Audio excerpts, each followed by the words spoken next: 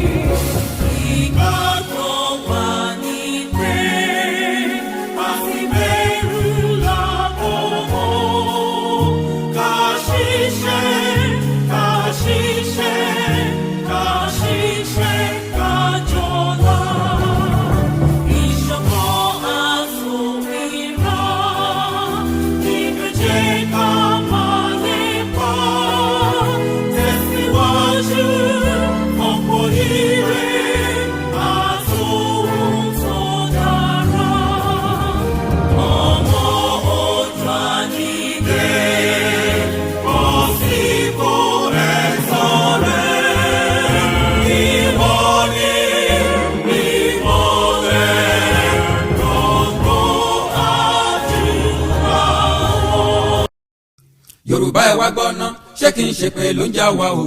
Ìgbà wo la fẹ́ gbọ́ná tá ò ní lè yé ìṣera wa? Àjòjì fẹ́ kó wa lẹ́rú, ẹni á fi wọn sílẹ̀ ká máa wò wọn. Ọ̀rọ̀ yìí máa lẹ́yìn o, tẹ́ ò bá lè jẹ́ ká gbòmìnira. Tí pé ogun ti dé sílẹ̀ Yorùbá báyìí, ẹ̀yin tẹ́ ní irọ́ ni pé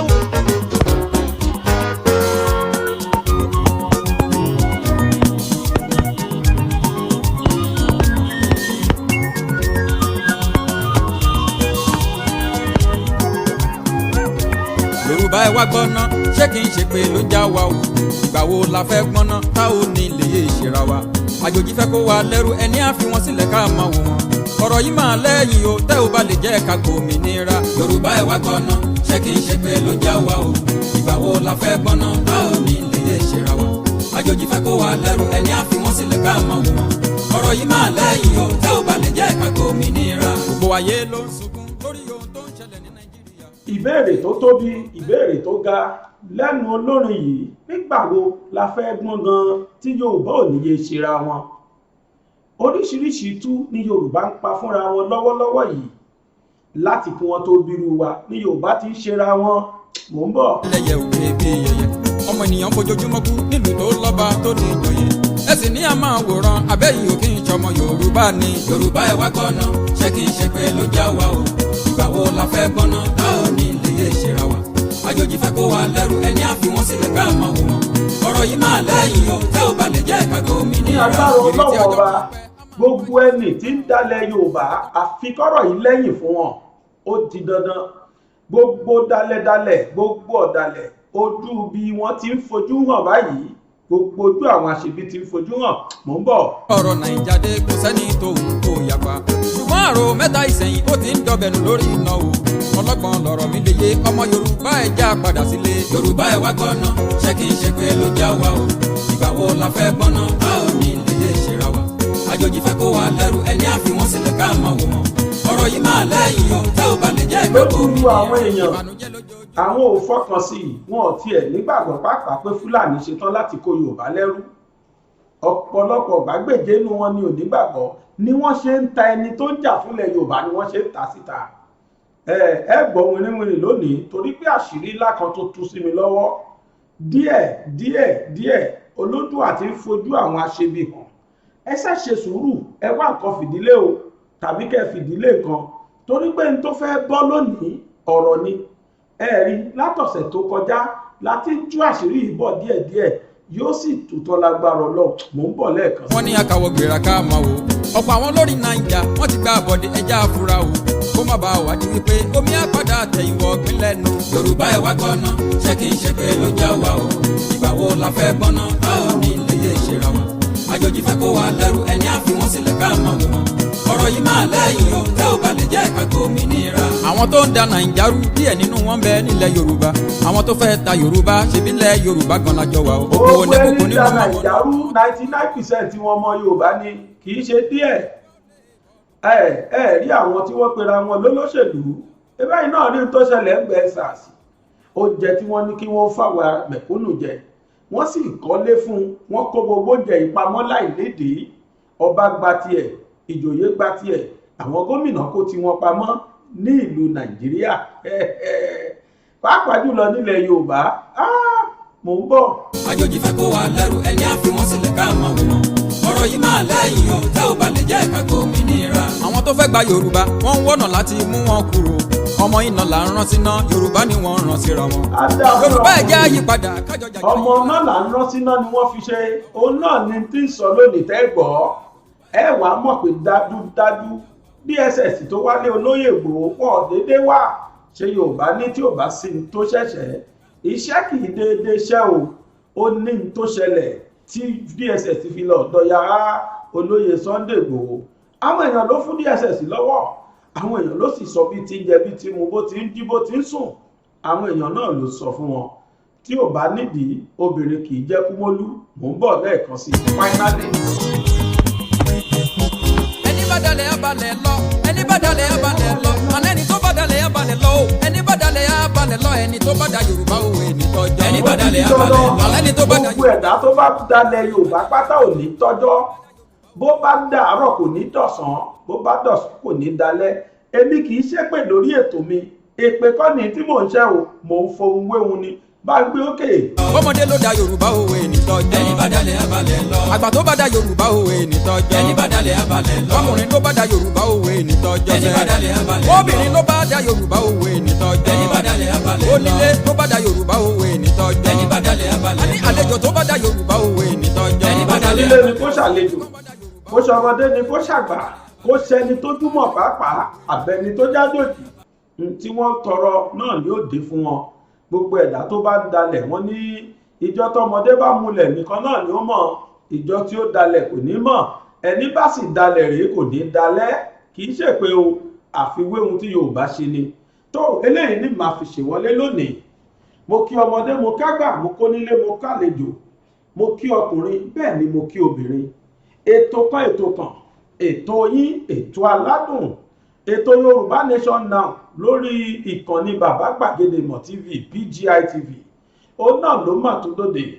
ẹ̀kẹ́ sálára o ẹ̀kẹ́ sádèrò ẹ̀kẹ́ sọ́wọ́ ọ̀rọ̀gún àga ẹ̀kẹ́ sí gbogbo wọn pé ètò Gbàgede Ìmọ̀ ètò Bàbá Gbàgede Ìmọ̀ tí a mọ̀ sí Yorùbá Nation Now ó ti déta o àtúntí kó dé bíbà oríṣiríṣi làtúntí kó dé lónìí tẹ́jẹ̀ gbádùn rẹ̀ ẹ̀yin aṣáfà ẹ ṣáà wá nǹkan fìdílé tàbí kí ẹ fìdílé nǹkan tí ẹ bá wò ó oríṣiríṣi ló ti ṣẹlẹ̀ nílẹ̀ Yorùbá oríṣiríṣi la ti fojú rí oríṣiríṣi nǹkan ní ìṣẹ̀lẹ̀ lọ́tún ló sì níwá lẹ́yìn ní gbogbo ìgbà kí n tó máa bètò tèmi lọ bí mo ti máa sọ ń gbogbo ìgbà dúpẹ́ lọ́dọ̀ Ọlọ́run ni mo nífẹ̀ẹ́ sí kí n máa dúpẹ́ nítorí pé òun lọ́ba tó dá mi ló ṣe mí lẹ́dẹ̀ẹ́ èèyàn tó bá fi ẹ̀mí mi sínú ẹranko ńkọ́ ta ni ó mu tó fẹ̀mí mi sínú ewúrẹ́ tó ní jẹ wọ́n pákí kí wọ́n dà mí gbígbà ta ni ó mọ̀ Ọlọ́run mo dúpẹ́ Ọlọ́run Olódùmarè tó fẹ̀mí mi sínú ẹ̀dẹ́ èèyàn ó tún wá ṣe mí lẹ́dẹ̀ẹ́ èèyàn lásán ó ṣe mí lẹ́ni tó dùn rí tó dùn wò ló tiẹ̀ ti kò jẹ́ pé àwọn èèyàn ní mo wọ́n gílì ó tẹ́ mi lọ́rùn bó ṣe wọ Ọlọ́run mi kí n rínú mo dúpẹ́ lọ́dọ̀ Ọlọ́run ọba ó fún mi lójú méjèèjì mò ń ríran kedere ó fún mi létí mò ń gbọ́ràn ó fún mi lẹ́nu mo fi ń sọ̀rọ̀ tó jẹ́ kẹ́yìn olólùfẹ́ mi máa gbọ́ mi yé ẹ̀yin tí mi mọ̀ lamẹ́ríkà London Canada Germany àti káàkiri ayé ẹ sì ń gbọ́ mi ẹ nífẹ̀ẹ́ mi láì mọ̀ mi rí láì rí mi rí àwọn míì àti ẹ̀tún bù mí lówó pàápàá láì mọ̀ yín rí Ọlọ́run ló jẹ́ ṣe bẹ́ẹ̀ Ọlọ́run náà mo wá dúpẹ́ lọ́wọ́ ẹ̀ ó tún wá fún mi lẹ́mìí kò ì tí gbà á máì tí gbà báyìí Ọlọ́run fún mi lẹ́mìí gígùn àtàláfíà ara ìwọ tó ń wò mí náà o mo bọ́ ṣàbí bẹ́ẹ̀ mo bọ́ dúpẹ́ ìwọ náà dúpẹ́ ara tiẹ̀ tó ká tó máa lọ ẹ wo ibi tí wọ́n kọ subscribe sí fẹ́ni tí ó bá ti tẹ̀ tẹ́lẹ̀ ẹ wo ibi tí wọ́n kọ subscribe sí kẹ́ bá wa tẹ̀ ẹ̀yin tẹ́ bá wà lórí YouTube bákan náà ni pé àmì aago kan wà bẹ́ẹ̀ tá à ń pè ní notification bell ẹ bá mi tẹ̀ yẹn náà tẹ́ ẹ bá ti tẹ̀ á gbé àwọn nǹkan kan wá ibi tí wọ́n kọ all sí AWL ẹ sàtẹ̀ ìtumọ̀ ẹ̀ ni pé gbogbo iṣẹ́ tá a bá ti ń ṣe wọlé ní inú ṣánẹ́ẹ̀lì wa yìí kedere báyìí ni wọ́n máa gbé wá fún yín wọ́n máa wá ṣalamí wọ́n máa sọ fún yín pé ètò ó tún ti gorí TV BGI Bàbá Gbàgede Ìmọ̀ tó fún ẹ̀yin oníṣẹ́ ńláńlá àtẹ̀yin oníṣòwò kéréje kéréje ẹ̀yin oníṣẹ́ ńlá ẹ̀yin oníṣẹ́ ọwọ́ àbẹ́yin oníṣòwò ìwọ ń tajà ni ìkéde lẹ fẹ́ ṣe àbí kíni àbí ayẹyẹ lẹ fẹ́ ṣe ẹ wá fáwọn agbélé gbọ́gbọ́ ẹ jẹ́ ká bá yín gbé sí ayé ẹ jẹ́ ká bá yín nà ń bẹ̀ ṣé Yorùbá ní ẹ tà báyìí ní kọ́tà o kí ọmọ ẹranko tó tà bẹ́tà ò bá tà tán ọmọ ẹranko kankan kì í tà ẹni bá ti polówó nínú iléeṣẹ́ wa yìí ó di dandan o káwọn èèyàn máa bò wìtìwìtì ẹ béèrè lọ́wọ́ àwọn tí wọ́n ti polówó tẹ́lẹ̀ sẹ́yìn la ṣe ń rí àwọn tó ń gbé ìpolówó wa torí pé àwọn tí wọ́n ń polówó lọ́dọ̀ wa ìdùnnú ni wọ́n ń rí ní gbogbo ìgbà ẹni tí ò tiẹ̀ rí kọ́sítọ́mà tẹ́lẹ̀ wọ́n ti bẹ̀rẹ̀ sí ní rólùrà wọ́n ti ń rajà wọn wìtìwìtì tí wọ́n ti ń bá wọn ná ìwọ náà gbà wá láago lónìí gba marketing manager wa láago nọ́mbà rẹ̀ lẹ́ ń wò lójú ìwòran yìí lẹ́sẹ̀kẹsẹ̀ náà ni ó ti dá yín lóhùn ẹjọ́ dúnàdúrà owó péréte báyìí náà lágbà lọ́wọ́ yìí ẹ̀yin tẹ́ wá wà lórí Facebook àwa náà wà ń bẹ́ẹ̀ Aláwìyé Gbàgede Ìmọ̀ with Aláwìyé Báyọ̀ bákan náà ni pé a wà lórí Instagram Gbàgede Ìmọ̀ _22 òǹlàwà tóòkì tó máa lọ́mọ tó fẹ́ kí gbogbo ẹ̀yin olólùfẹ́ bàbá Gbàgede Ìmọ̀ wípé happy new month oṣù bàbà ó tún ti ń kẹ́rù ó ti lọ o oṣù 2021 ó ti ra tíkẹ́ẹ̀tì ó ti gba físà ó kú kó gba boarding pass kó wọ aeroplane kó máa lọ 2022 ìyẹn náà ti ra tíkẹ́ẹ̀tì ó ti gba físà ó fẹ́ máa bọ̀ Nàìjíríà ó fẹ́ máa bọ̀ lágbàáyé yóò dé bá wa láyé láyé àti láyé ìdùnnú kò ní dé bá wa lọ́gbà ẹ̀wọ̀n kò ní dé bá wa lọ́sibítù kò ní dé bá wa police station bẹ́ẹ̀ náà ni kò ní dé bá wa sàárè yóò dé bá wa láyé láyé àti láyé ìdùnnú ní agbára Ọlọ́run Olódùmarè ní pápápáká tó máa bẹ́tò tòní lọ wá jáde ilé ìpolówó ká gbọ́ nǹkan tí àwọn olùpolówó wa fẹ́ ní fún wa ó yá pápápá. èrò tó ń lọ sókè òkun ẹ̀yìn dà ságbàsúlà àti máa wálé iṣẹ́ tó kójú òṣùwọ̀n láti bá ní ṣètò ìwé ìrìnnà ní kókó ọpẹ́ o. ṣíṣe ìwé ìrìnnà dìrọ̀rùn ká bá ní ṣètò ilégbèé fún ìgbádùn àkókò ìsinmi lẹ́nu iṣẹ́ ìrìn àjò afẹ́ fún àwọn akẹ́kọ̀ọ́ lílọ sí Mẹ́kà òun Jerúsálẹ́mù ó fẹ́ lọ kàwé lókè òkun iṣẹ́ kíkọ́ lókè òkun àti bẹ́ẹ̀ bẹ́ẹ̀ lọ. Force Excellent Able Travels and Tours Limited wọ́n gba òǹtẹ̀ lọ́dọ̀ ìjọba pẹ̀lú àwọn àjọ elétò ìrìn àjò ojú òfurufú Force Excellent Able Travels and Tours Limited àwọn gan lọ́ba láti bá wa dòwò pọ̀ ẹ lè pe 09055052472 ẹ sì lè tẹ àtẹ̀ránṣẹ́ sórí +639 174 163 562. wọ́n wà ní nọ́mbà 45 Shokenway Òkè Ìjẹun Abẹ́òkúta ní ìpínlẹ̀ Ògùn. ẹ lè kàn sí www.excellenttravels.com.ph. Force Excellent Able Travels and Tours Limited. ìrìn àjò dìrọ̀. tó fún gbogbo ẹ̀yin tí ẹ fẹ́ lọ lóyìnbó, ẹ fẹ́ lọ ṣe nǹkan àbẹ́fẹ́ lọ máa gbé bẹ́ẹ̀, abẹ́ tí ẹ̀ ní nígbà tẹ́yìn ń bọ̀ o, ẹ fẹ́ kí wọ́n bá yín rìsáàfù hòtẹ́ẹ̀lì, ẹ sápè Force Travel Nigeria Limited. tí ẹ bá pè wọ́n lẹ́sẹ̀kẹsẹ̀ ni wọ́n ti bá yín ṣe, látòrí pé ẹ fẹ́ gba físà, ẹ fẹ́ ra tíkẹ́ẹ̀tì, àbẹ́yìn tí ẹ fẹ́ wọlé padà látòkè òkun, ẹ̀yin ẹ pè iléeṣẹ́ wọ́n bá yín sọ gbogbo ẹ̀ tí ó rí gúngúngún, tí ó rí gẹ́gẹ́gẹ́, tí ó lójú, tí wọn ò ní gbà yín o, ẹ̀yin ẹ ṣá pè wọ́n, àwọn lẹ́wọ̀ ìpolówó ọjà wọn yẹn. tó lónìí tẹ́ ẹ bá wo orin tí mo fi wọlé, tẹ́ ẹ sì tún wo àkọlé fídíò tẹ́ ń wò yìí, ẹ rí kó dà pé ó bára wọn mu. ìdí ni pé kò yé mi bó ṣe jẹ́ pé Yorùbá làwa náà ń fira wa kàn, la fira wa hàn ọ̀tá, là ń dìtẹ̀ ara wa. láti ọ̀sẹ̀ tó kọjá ni mo ti kó sí ọ̀rọ̀ yìí, àgbé ọdíò kan wá, fóònù kọlù tẹ́nìkan kọlù sórí ètò, gbogbo èèyàn ní tí mo sọ yẹn ò fi bẹ́ẹ̀ yé, àní mo gbọ́ wípé ọlọ́pàá lẹni yẹn lẹni tó sọ̀rọ̀, mo gbọ́ pé ọlọ́pàá ni. àwọn èèyàn wá ń ṣe mistake, wọ́n ní DSS, kì í ṣe DSS o, ọlọ́pàá ni. ìyẹn kọ́ ni mo fẹ́ lò lénìí. nínú ọ̀rọ̀ tọmọkùnrin yẹn sọ, nínú ọ́díò tọmọkùnrin yẹn ṣe tí mo play ní ọ̀sẹ̀ tó kọjá yìí, ẹ̀rí pọ́mọkùnrin yẹn sọ pé ìhà ọ̀tún olóyè Ìgbòho ó ní àwọn lò fi mú, tí Yorùbá bá sì sọ pé ìhà ọ̀tún, eléyìí túmọ̀ sí pé ẹni tó súnmọ́ ọ̀yàn bí egun ara ò ní wọ́n lò.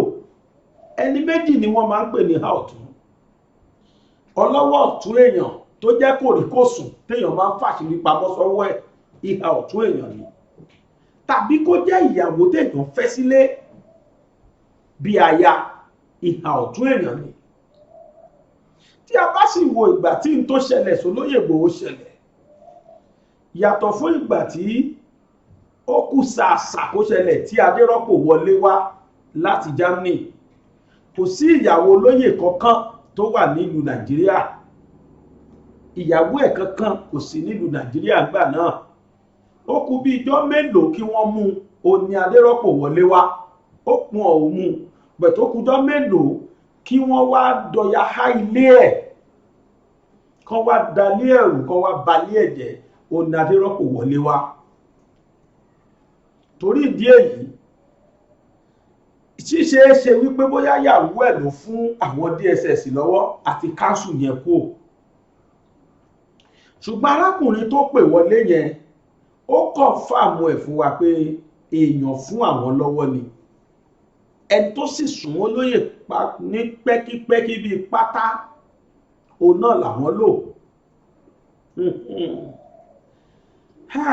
ọ̀rọ̀ kan ti wá ń lọ láti jẹta, látijọ́ sátidé, ọ̀rọ̀ kan ti ń lọ láwuyewuye. fídíò tẹ́ ń wò lọ́wọ́ yìí, fídíò yìí ni fídíò ọjọ́ kìíní oṣù kọkànlá ọdún 2021, 1/11/2021, tí í ṣe ọjọ́ kìíní oṣù November ọdún 2021. òun náà lẹ́ ń wò yìí. níjọ́ sátidé tó lọ, lèmi kọ́kọ́ gbọ́ ọ̀rọ̀ yẹn fẹ́rẹ́, ṣùgbọ́n kò yé mi. lẹ́tà ni mo kọ́kọ́ rí, ṣùgbọ́n kò yé mi. nígbà tó wá di àná, lọ̀rọ̀ yẹn ṣẹ̀ṣẹ̀ wá yé mi gan-an tó ń ṣẹlẹ̀. ẹ̀yin náà ẹ ti lè gbọ́ káàkiri tó ní kálukú sọ, ṣùgbọ́n mi fẹ́ fìdí òótọ́ múlẹ̀ lénìí ni. ṣáàrí kinní kan ni mo fẹ́ ká mọ̀. gbogbo tó ṣókùnkùn sí ẹ̀dá láyé, Ọlọ́run nìkan ló jẹ́ pé kedere ní báyìí níwájú ẹ̀, láìtàn torchlight láìtàn fluorescent tó wà ní abẹ́ òkùnkùn méje ọlọ́run mọ̀ torí kedere ní sọ́lọ́run. ẹ wo orí Olúmọ Abẹ́òkúta bó ṣe tóbi tó. ǹjẹ́ jẹ́ mọ̀ pé gbogbo ẹ̀dá tó wà ní abẹ́ àpáta Olúmọ ọlọ́run mọ̀ wọ́n ó sì ń bọ́ wọn bẹ̀. eléyìí túmọ̀ sí pé gbogbo tó bá ṣókùnkùn sẹ́dá kedere ní níwájú ọlọ́run. Yorùbá tó sọ pé agbọ́n sẹ́ oyin sẹ́ ojú olókòrè kùndùkùndù. wọ́n fi ẹ̀sùn kan arákùnrin kan. arákùnrin yìí ó jẹ́ ọlọ́wọ́ ọ̀tún olóyè Sunday Igboho. kódà olóyè Sunday Igboho jẹ́jẹ́jẹ́ ló láwọn ẹgbẹ́ tiẹ̀ tí wọ́n jọ ń ṣe gbogbo kìràkìtà tí wọ́n ò ta sọ̀rọ̀ Yorùbá nation láti ilẹ̀, tí wọ́n ò tiẹ̀ ríran rí Fúlàní. àmọ́ arákùnrin kan wá pe Sunday Igboho láti ìlú Ìgàngàn. arákùnrin yìí ó ti jẹ́ ṣíàmánù rí, olóṣèlú háún ni, olóṣèlú háún. ó jẹ́ ọmọ bíbí ìlú Ìgàngàn, ó sì mọ olóyè Sunday Igboho láti bí ọdún 27 sẹ́yìn ló ti mọ olóyè Igboho sí ọdún 25 wọ́n ti mọ̀ra tipẹ́, wọ́n sì ti jọ ń ṣe bọ̀ tipẹ́. arákùnrin yìí wá pe olóyè Igboho pé wá ṣàánú wa toró mọ agbára tó wà. ẹni bá ń sọ pé olóyè Igboho ní agbára kankan kó béèrè lọ́wọ́ àwọn ọmọ Mọdákẹ́kẹ́ àti Ilé-Ifẹ̀. wọ́n á mọta lólóyè Igboho jẹ́, ọlọ́run má jẹ́ káyé mú wa. pẹ́ẹ́dá kan wà táyé ò lè mú, ọlọ́run nìkan láyé ò lè mú. pẹ́ẹ́dá kan bá láyé ò lè mú òun, ó ń ṣe nǹkan kan lọ́wọ́ ni, ọlọ́run ò ṣetán àti mú onítọ̀hún ni. ẹ máa fọkàn bá mi bá ọ̀rọ̀ yìí lọ. ṣé ẹ rí ọ̀rọ̀ tèmi, èmi ò máa ń déédéé bá wọn bẹ́ sọ̀rọ̀. mo gbọ́ sọkúsọ kan tẹ́nìkan sọ, ẹnìkan nù wá ń ṣe ètò, ìkan wá kọ̀kọ́ kúkọ sí kọ́mẹ́ǹtì tó wà ń bẹ̀, mo kàn wo mo rẹ́rìn-ín torí ọ̀pọ̀lọpọ̀ ò mọ. ó ní mo ṣe ń béèrè pé ni mo ṣe plé orin yẹn wọlé pé Yorùbá kí ló ń ṣe wá náà tó jẹ́ afẹ́ràn ká máa takora wa. tí Yorùbá bá rí ẹ tó dáa fún ẹ, wà á máa bí wọn nú lẹ́sẹ̀kẹsẹ̀, wọn á dẹ̀ máa bínú ẹ. kódà kó ṣe pé àwọn ni wọ́n mú ẹ débi tó ti dáa fún ẹ yẹn, àwọn ò ní mọ̀ kó máa dáa fún ẹ tó bẹ́ẹ̀. tó bá wá dáa fún ẹ ju bọ́n ṣe rò lọ, ìbínú bẹ̀rẹ̀, wọn á máa bẹ̀rẹ̀ sí ní bínú ẹ. mo ní kọ́mẹ̀ntì tọmọkùnrin yẹn kọ pé ìwọ káre jàre, kinní kan, mi ní dárúkọ onítọ̀hún, mi dẹ̀ ní dárúkọ nú program wo. ẹ̀yin lẹ́yìn ní information yàtọ̀ sáwọn bàbá òṣì kan tó máa wá gbé information yín tó máa fáwọn èèyàn. bí mo ṣe ń lọ mo lọ unsubscribe sí channel onítọ̀ máa yọra mi kúrò ní ṣá. mo wá wò mo rẹ́rìn-ín. kí dẹ̀ ló fàdí ọ̀rọ̀? Omíyalé Àwíkòǹkò ó pè wá sórí ètò, ó sì sọ ohun tí mo rí pé gbogbo ọmọ Nàìjíríà ló yẹ kó gbọ́ látẹnu tèmi náà.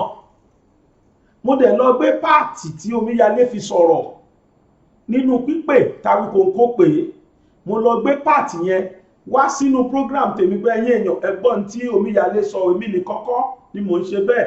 àìmọye bá ṣe ń ṣe fúnra wa ní tèmi náà bá pẹ́ nìkan lénìí tí mo pè wá, títọ̀hún dẹ̀ ṣe àwọn àlàyé kan tó wúlò fún gbogbo ayé. àwọn ẹgbẹ́ mi náà àgbẹ̀ mọye iṣẹ́ tèmi tó tiẹ̀ ti gbé dànù. ìgbín máa pariwo wọ́n ń gbé lọ náà ni. program kan wà tó tí bá parí program yìí pẹ̀lú pàtí television station, tí bá parí program mi gbàmù báyìí wọ́n máa gbé wọ́n gbójúmọ́ aláyọ̀. mo sì rí lánàá mi sọ̀rọ̀ tọ́dẹ̀ kan wá lanu sọ pé gbogbo information t'Àwíkòǹkò ń sọ lèmi wá gbé sọ ń bí, èmi ò ní làákàyè tèmi láti rorí. mo kàn wo mo rẹ́rìn-ín. ó ti lóun máa unsubscribe, ẹyọkan ò lè pa mí, kó máa lọ. títọ̀hún bá ń gbọ́ kó mọ̀ pé mo rí kọ́mẹ́ǹtì tó ń kọ. mo wá gbé Tómíyalé sọ yẹn, mo gbé wá sí program dàpọ̀sẹ̀ kejì sẹ́yìn rèé. nítorí fi ń sọ̀rọ̀ kí Yorùbá kó jẹ́ pé ká ṣàmà takora wa irú tó ṣẹlẹ̀ sí Ìgbòho ni mo fẹ́ ṣàlẹ̀ mo mọ̀ ló tèmi bí ẹ̀sàmpù ká lè mọ tèmi rò kó ṣẹlẹ̀. Arákùnrin yìí ó rí bí wọ́n ṣe ń bá àwọn Fúlàní ṣe ń pa àwọn ní Ìgàngàn ó wá pè fúnra ẹ̀ ló invite olóyè Ìgbòho pé kó wá gba àwọn níkọ̀gàn toró máa gbára tó wà lọ́wọ́ ẹ̀. Ìyẹn náà bá ti ṣe dáa lẹ́ni tó jẹ́ pé kò fẹ́ kí àjọmọ Yorùbá rárá.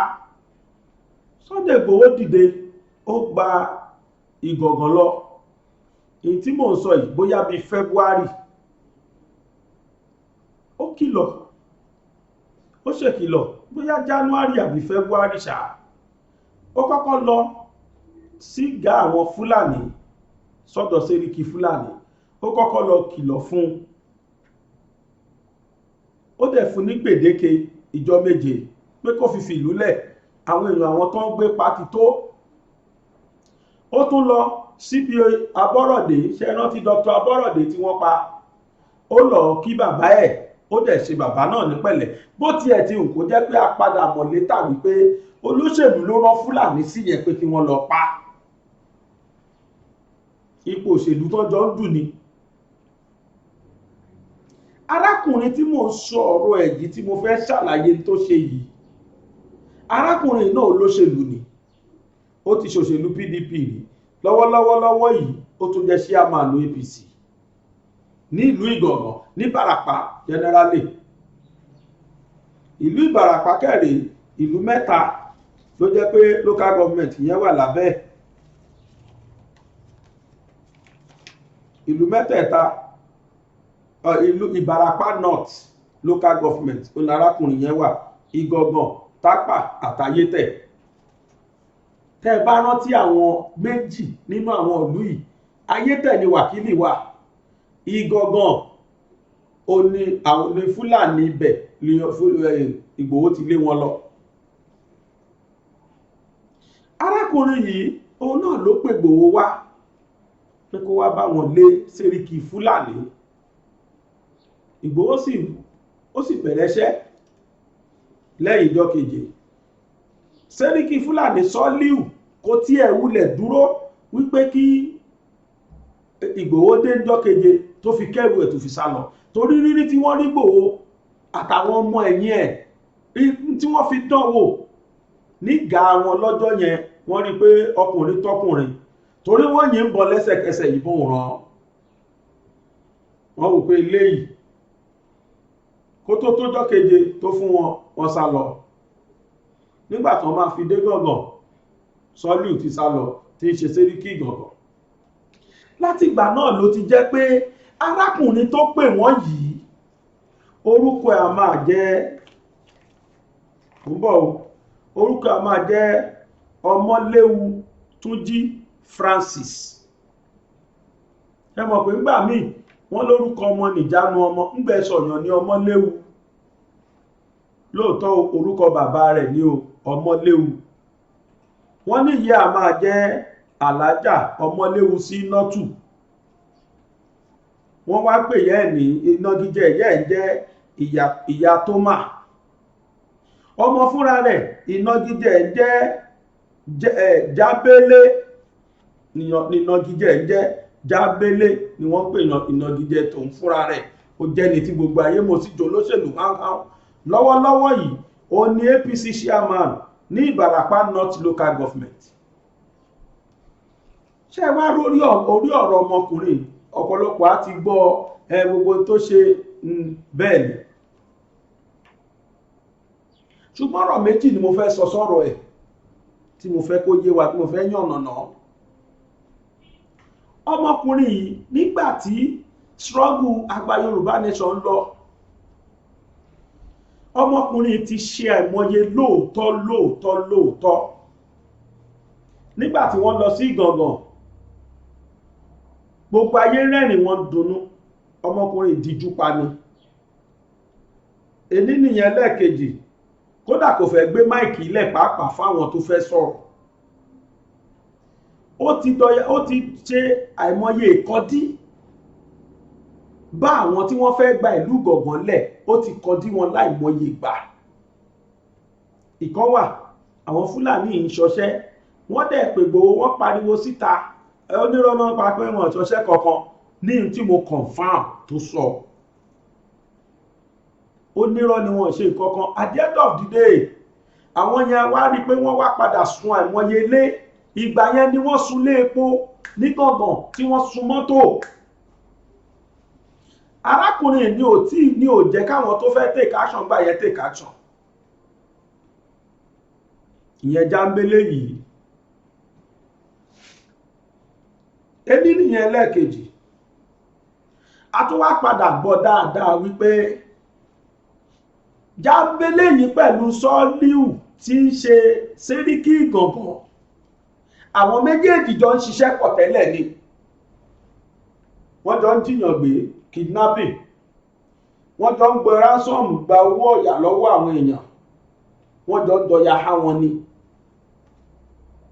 kódà gbogbo ìgbà tí wọ́n fi ṣe chairman kì í ṣe chairman gangan wọ́n fi ṣe caretaker chairman Ìbàràpá North Local Government ní ìgbà yẹn ó yan ọmọ Sọ́líù ọmọ Sẹ́ríkì Sọ́líù ó yan ní PA ẹ sì gbóhùn ara tiẹ̀ fúnra ara ẹ̀ torí àìmọye lẹ́yìn ti gbọ́ èmi òun fún rẹ̀ mo rìkọ́ọ̀dù ohun ẹ̀ níbi prógrámù kan tí mo ti ń gbóhùn ẹ̀ bọ̀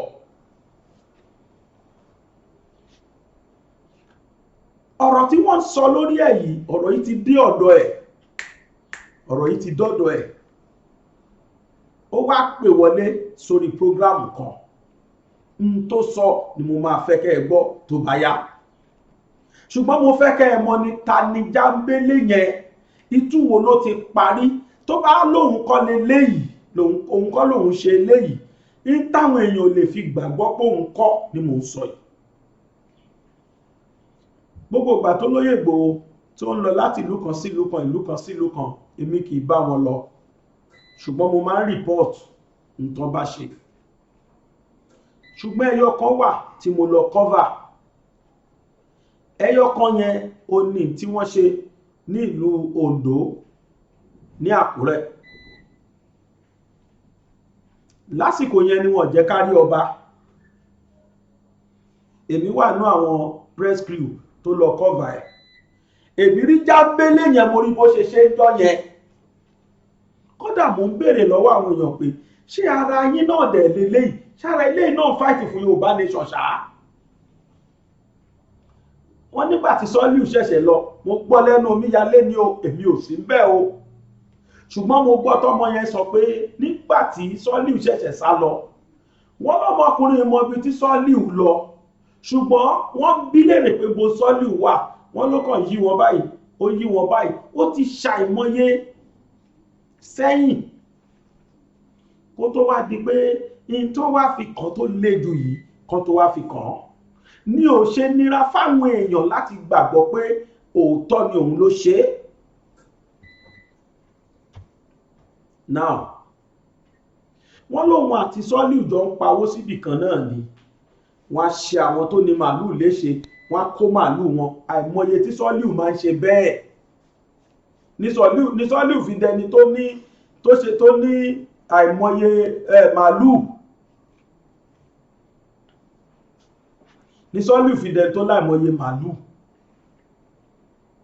wọ́n á pa àwọn Fúlàní wọ́n á ṣe wọ́n lé àwọn Fúlàní ẹgbẹ́ wọn tí wọ́n rí pé kì í ṣe sẹ́ẹ̀tì àwọn wọ́n á pa àwọn àgbàgbà ìyẹn náà pè ní cattle rustling ìyẹn náà kọ́ fi bẹ̀rẹ̀ kan tó yí sóko olóko kan tó máa pa Yorùbá wọ́n jọ ń ṣe ni wọ́n jọ ń ṣe ni pẹ̀lú Jambele n tí mo wá rò wípé ó fa tí Jambele fi lọ pé olóyè Ìgbòho wá ni pé ó fẹ́ kí gbogbo nǹkan yẹn jẹ́ tòun nìkan tí wọ́n bá bóun lé Sọ́líù lọ ibi tẹ́mi fọ̀rọ̀ yẹn sí nìyẹn ṣùgbọ́n nígbà tí wọ́n pe olóyè Ìgbòho dé olóyè Ìgbòho ṣe tó fẹ́ lóòótọ́ pẹ̀lú tí olóyè Ìgbòho rí pé wọ́n ti gbọ́ba wọ́n gba ransom lọ́wọ́ ẹ̀ wọ́n pagbá wọ́n pàwo ló ká olóyè Ìgbòho lára tí ẹ fi bá dá sí láì mọ̀ kó fẹ́ lo òun láti lé Sọ́líù lọ kó lè jóun nìkan lòun máa pàṣẹ nílùú Ìgangan lẹ́yìn tó kúrò ní chairman wọ́n ní wọ́n fi jẹ youth leader. ẹni pé mò ń kóòtù àwọn tí mo gbọ́rọ̀ ìlẹ́nu Awíkóńkó sọ pé àwọn lákàntì kan tí wọ́n ń gbayé kan fún àwọn tí wọ́n ṣe léṣe tí wọ́n bà nǹkan ní wọn jẹ́ ní Ìgangan èmi ò mọ̀ ń pa ẹ̀. mo gbọ́ lẹ́nu ẹ̀ wípé ńgbà tí ó di chairman wọ́n ní àkáǹtì yìí ló kọ́kọ́ lọ béèrè lọ́wọ́ àwọn ọmọ ìlú. Definitely Jambele yìí fúnra ara ẹ̀ criminal ní láti lẹ̀. ó wá yẹ èmi lẹ́nu bólóyè Ìgbòho ṣe súnmọ́ yẹn àkọ́kọ́ náà kó tiẹ̀ jò lóṣèlú. òun náà dẹ̀ fẹnu ara ẹ̀ confess wípé olóyè Ìgbòho ti ràn òun lọ́wọ́ láìmọye ìgbà nínú political career àwọn. gbogbo ẹ̀ lẹ́sìn gbọ́. ibi tí mo wá ń lọ tí mo fi ń sọ léyàdílépẹ́ ni pé mo ń ṣàlàyé ta lẹ́ni yìí gan, ta ni Jambele yìí gan, kí lèmi gbọ́ nípa ẹ̀.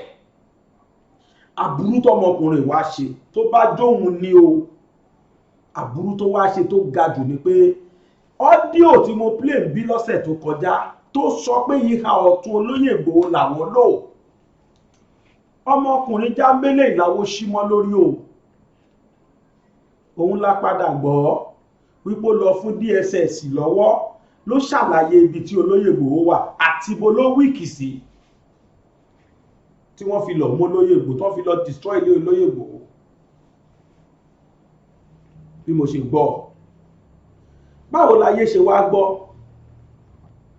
ṣé mọ̀ pé mo sọ fún yín pé òun pẹ̀lú Sọ́líù ni wọ́n jọ ń rúlù Ìgangan, ni wọ́n jọ ń dá Ìgangan rú. nígbà tí Sọ́líù wá rí pé ó ti lu ẹsẹ̀, ó ti lo ti Yorùbá fóun, ó ti balẹ̀ jẹ́, ó ti lé òun lọ.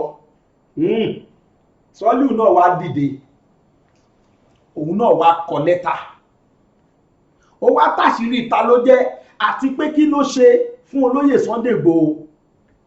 ó wá kọ lẹ́tà wípé ẹnìkan tó ń jẹ́ orúkọ báyìí báyìí o, tápè jẹ́ ń jẹ́ tínàgì jẹ́ ń jẹ́ Jambele, criminal ni o, ó ti ṣe báyìí, ó ti ṣe báyìí, ó ti ṣe báyìí, kò ṣàlàyé síbẹ̀.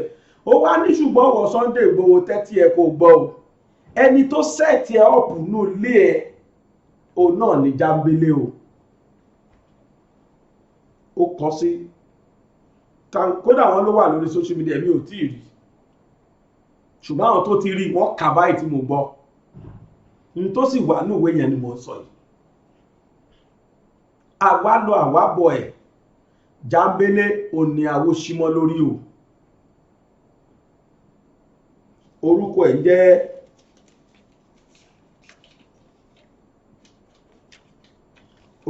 jẹ́ Ọmọléwu Túnjí Francis tí à ń pè ní Jambele.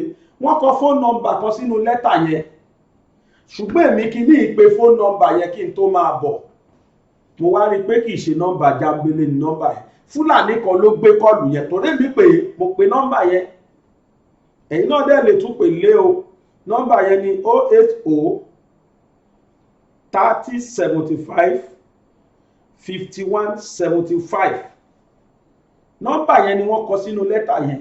tọ̀hún sọ pé Ọmọléwu Túnjí Francis tí nọ́mbà ẹ̀ jẹ́ báyìí onímọ̀ọ́kà yẹn tí a mọ̀ sí Jambele, wípé tíya rẹ̀ ń jẹ́ Alájà Ọmọléwu Sínátù.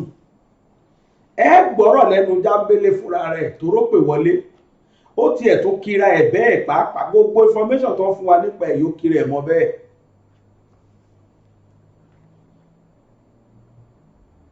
now bí tá ń bọ̀rọ̀ lọ ni pé ẹni táwọn yẹn símọ́ lórí wípé ó fi olóyè Ìgbòho kàn, ó fi hàn àwọn èèyàn tó dárúkọ lé wọn tó dárúkọ tó sọ nítorí pé omíyalé ní Jambele yìí ó ní wọ́n jọ ń ṣe wọléwọ̀de pẹ̀lú olóyè Ìgbòho ni. ó ní kódà ìṣọwọ́ ó ní kó ìkígò òsùnmọ́ olóyè Ìgbòho tó Jambele ní ilé olóyè Ìgbòho. tó mọ̀ ti fún tẹ̀dọ̀, kódà agbọ́dé bíi pé òun gan òun ní ẹni tí ó ń pe olóyè ló tó ń pe àwọn DSS pé ó wà lórí àjà, ẹ lọ síbẹ̀ ó máa ń dológbò bóyá olóyè ti sọ fún gbà kan pé tó bá tiẹ̀ pojúrú tó dojúrú tán o òun ó kàn dológbò lòun ó sá lọ sórí àjà tẹ́ ẹ bá rántí ẹ rí i pé wọ́n ní àwọn DSS ti jáde wọ́n ti ń lọ tọ̀hún tó pè wọ́n padà pé rárá ẹ padà lọ ẹ lọ bá sílé ìjẹ́ ó wà lórí àjà then ó máa ń dológbò làwọn yẹn fi pa gbogbo ológbò náà fi gbé ológbò ńlá kan lọ tọrọ pé olóyè Ìgbòho làwọn gbé jambele mo wá fẹ́ ká tẹ́tí wa bẹ̀lẹ̀ jẹ́ sílẹ̀ torí nígbà tí ọ̀rọ̀ yẹn lọ ọ̀rọ̀ yẹn ká lára gan-an Omíyalé gbé ọ̀rọ̀ ẹ̀ wá síta Awíkókó náà gbé wá síta Lady K náà gbé wá síta àtàwọn míì ṣùgbọ́n èmi ò dédé bẹ́ sọ̀rọ̀ máa ń wo sàkún ọ̀rọ̀ ni tẹ́ ẹ bá wo fídíò yìí tán màá wá tún sọ tí mo rò lórí ẹ̀ màá wá sọ jáde mò ń bọ̀ ẹ jẹ́ á lọ gbọ́rọ̀ lẹ́nu Jábélé fúnra ẹ̀ gan kẹ́gbọ́n tó wí ó yá. Hello Omíyalé. Yes sir. Ẹ kú ètò. Yes sir. Àgbàlẹ̀. Yes sir.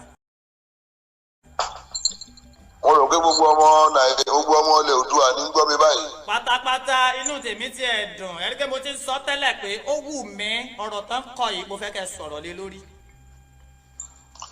Adétúnjì ni gbogbo èèyàn mọ̀ mí sí Àdìó ni mí ọmọ Àyìndé orin ajé pátákó Ìgbò babaláwo láti fẹ̀yìn gbà kẹfà ọmọ agbó sásá màsà ọmọ agbó yàyà máyà èmi lọ́mọ agbó kúrú mádìrè. Ẹgbẹ́ wa Jábélé ló ń sọ̀rọ̀ yẹn o. Èmi lọ́mọ ṣẹ̀kẹ̀rẹ̀ òṣèré mọ̀ pálù jagunjagun òṣèré wa mú bẹ́ẹ̀ ní gẹmugẹmu òṣèré ẹ̀mẹ́ ọmọ yíkí ní mi agbára ẹ̀kúté ilé òkàwùsà ibi yíkí ló mọ ọmọ àbùkù yíkí gbìlájà mo kọjá ẹni tí ẹnìkan lè fi ẹrẹ̀ yí lára nílẹ̀ Yorùbá tájọ wáyé. Yes. Ẹ̀yin náà ń ṣètò ẹ̀yin ní èdè òye yín dáadáa. Yes. Ìdí náà tẹ̀mí gáfi ni mo fẹ́ kẹ́ ẹ̀ láhàn wá ẹjẹ́ mẹ́ni tó wà ní òkùnkùn tó fẹ́ máa ta fàṣí mọ́lẹ̀ yìí. O ò fẹ́ kí n là á nítorí pé ìwọ náà fúnra ẹ òun ti ń jẹ́rìí sí pé bó ṣe rí gẹ́lẹ́ nìyẹn torí pé ó sọ pé gbogbo òrìn àjò tá a máa ń rìn tá a bá débì kan èmi ni mi ò jẹ́ ká mọ ibi tá à ń lọ mọ́ oríṣiríṣi àwọn pé mò ń wò wọ́n ti pè mí mò ń wò fúnra mi ni kò sì yẹ kó rí bẹ́ẹ̀ fún agbóhùnsáfẹ́fẹ́ tó bá wà ní kékeré tó ń wá ìlọsíwájú ní iṣẹ́ ó gbọ́dọ̀ máa fi òótọ́ àti ìbẹ̀rù Ọlọ́run ṣe. Ìhun tó ti wà díẹ̀ ló ń bẹ̀ múlẹ̀ ó ti fìdí ọ̀rọ̀ yẹn múlẹ̀. Èyí tí ì fi múlẹ̀ tẹ bá ń bá mi bọ̀ mo ní mi ò tí èmi fúnra ra mi mo tún sọ pé èyí tí ì gbàgbọ́ mo fẹ́ kẹ́ ẹ bá gbogbo ayé sọ̀rọ̀ lórí ẹ̀. Mo bá ẹ bọ̀. So ẹ má tí ì sọ pé mo ti gbà á mi ò tí ì gbà á. Oníta bá ń lọ síbì kan. Ṣé ẹ mọ̀ pé lórí ọ̀rọ̀ yìí ṣé ẹ mọ̀ pé lọ́jọ́ kan bẹ́ẹ̀ ni lọ́jọ́ kan ṣẹ́gẹ́ bó ti lálẹ́ ẹjọ́ kan bọ̀ ẹ má jẹ́ ń lọ síbi ibẹ̀ yẹn lẹ́tà yẹn gẹ́gẹ́ àní tá ń kọ́ ẹ̀dà ọ̀rọ̀ yẹn wọ́n fẹ́ fi ba orúkọ yín jẹ́ tá ń kọ́. Orúkọ tó wà ń bẹ̀ ó sì yẹ kẹ́yìn náà ó yẹ kẹ́ wo true kọ́lá ó yẹ kẹ́ wo kẹ́ ti di pé Fúlàní lẹni tó kọ́. Kábíyèsí ọ̀la àmọ́ Facebook yín picture yín gbogbo information yín ló ń gbé wá ṣé orúkọ yín lorúkọ tó ń kọ yẹn. Nọ́mbà tèmi kọ́ nìyẹn nọ́mbà tó wà ń bẹ̀ yẹn nọ́mbà tèmi kọ́ kò dẹ̀ ṣe orúkọ mi sọ ẹni tó kọ́ gbogbo àwọn èèyàn ti wà díẹ̀ wọ́n sì ti rí wọ́n ti mọ̀. ẹ jẹ́ ká mọ̀ inú wa ó dùn ẹ bá lè gbé onítàn fáyé. ọ̀rọ̀ gbé fáyé kọ́ náà tó bá jẹ́ pé ìtẹ́ jẹ́ sọ̀rọ̀ ní ìṣọ̀kan ọmọ Oòduà tẹ bá farabalẹ̀ tó bá yẹ pé lóòótọ́ lẹ wà bí ọmọ Yorùbá gidi ni Yorùbá máa ń ṣèwádìí ohun gbogbo dájú kó tó lè wá kó tó tẹ̀ máa wádìí ètí ìṣòdodo bẹ̀ kó tó máa gbé sórí afẹ́fẹ́ báyìí eléyìí tẹ̀ ń gbé sórí afẹ́fẹ́ yìí ẹ̀fẹ́ fi da àárín mi àti olóyè Sunday Igboho ni a ti múra wa tí wọ́n bá bọ̀ ní sìkè ṣọ̀rọ̀ 25 years. àwa kọ́lá kọ́. bẹ̀tẹ̀ bẹ́ẹ̀ ṣe ń sọ yìí ẹ̀yin bá wọn.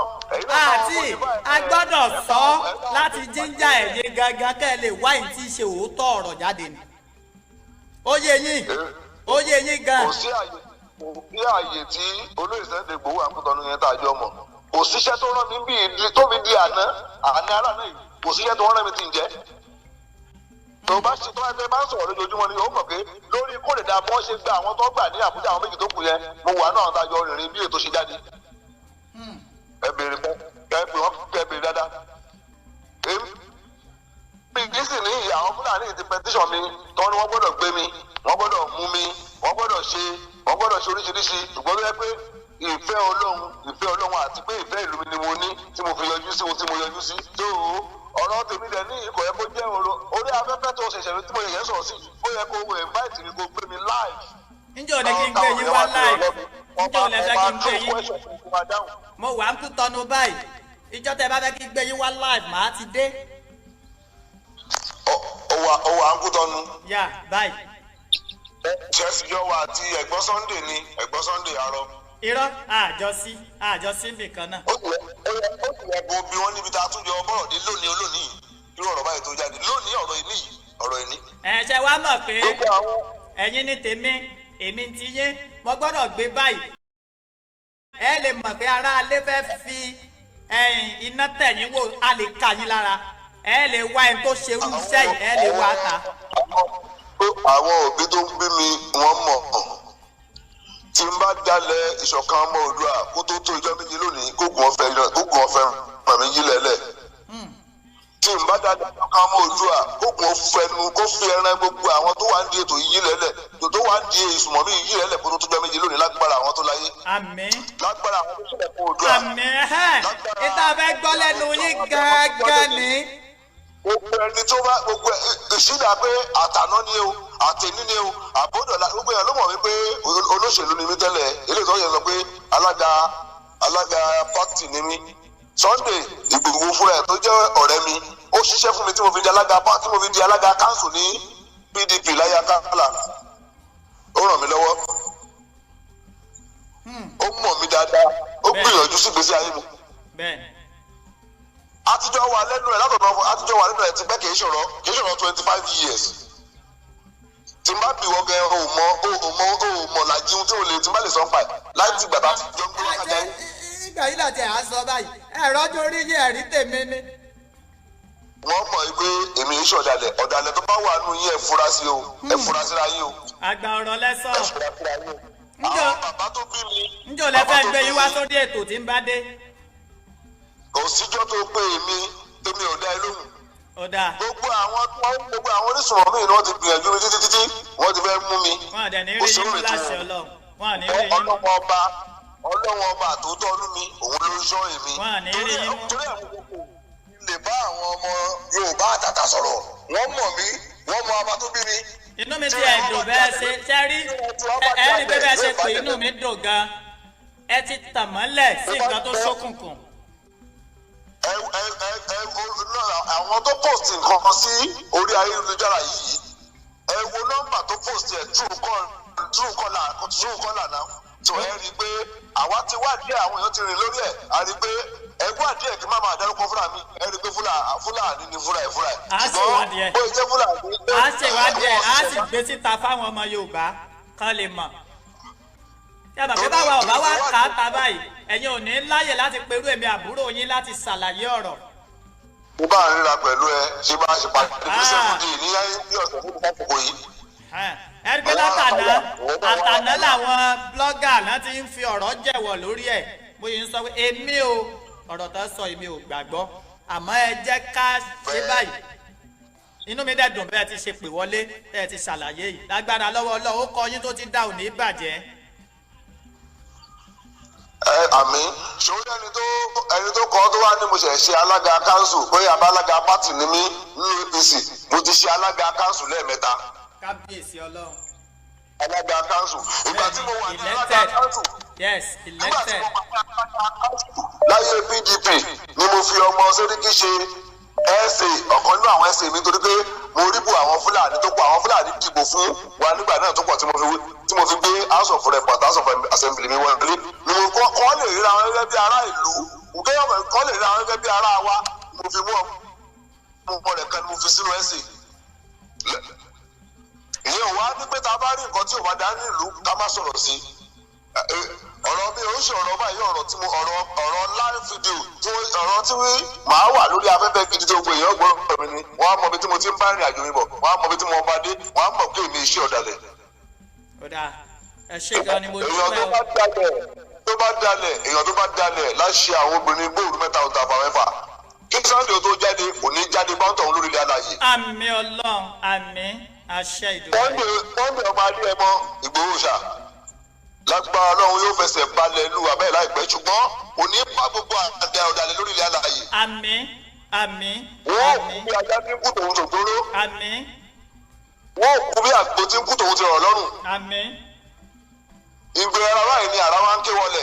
àṣẹ Ìdùmarè. ìpàkùpà báyìí ni ọ̀pọ̀lọ́ ní ọkọ̀ máa ń pa ọ̀pọ̀lọ́ ojú ọ̀nà. àṣẹ Ìdùmarè. ọ̀gẹ̀dẹ̀ tó bá ṣe yọ̀ǹdí àrùn iná nìkan ló fẹ́ yá.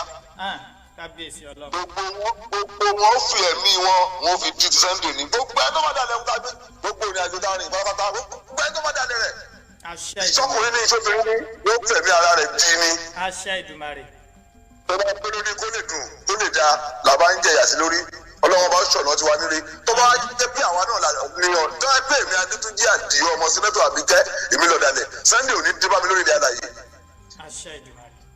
tó bá ṣèmí náà ni Ọlọ́run méjì ó dé bá mi láṣẹ lọ́wọ́ Ọlọ́run.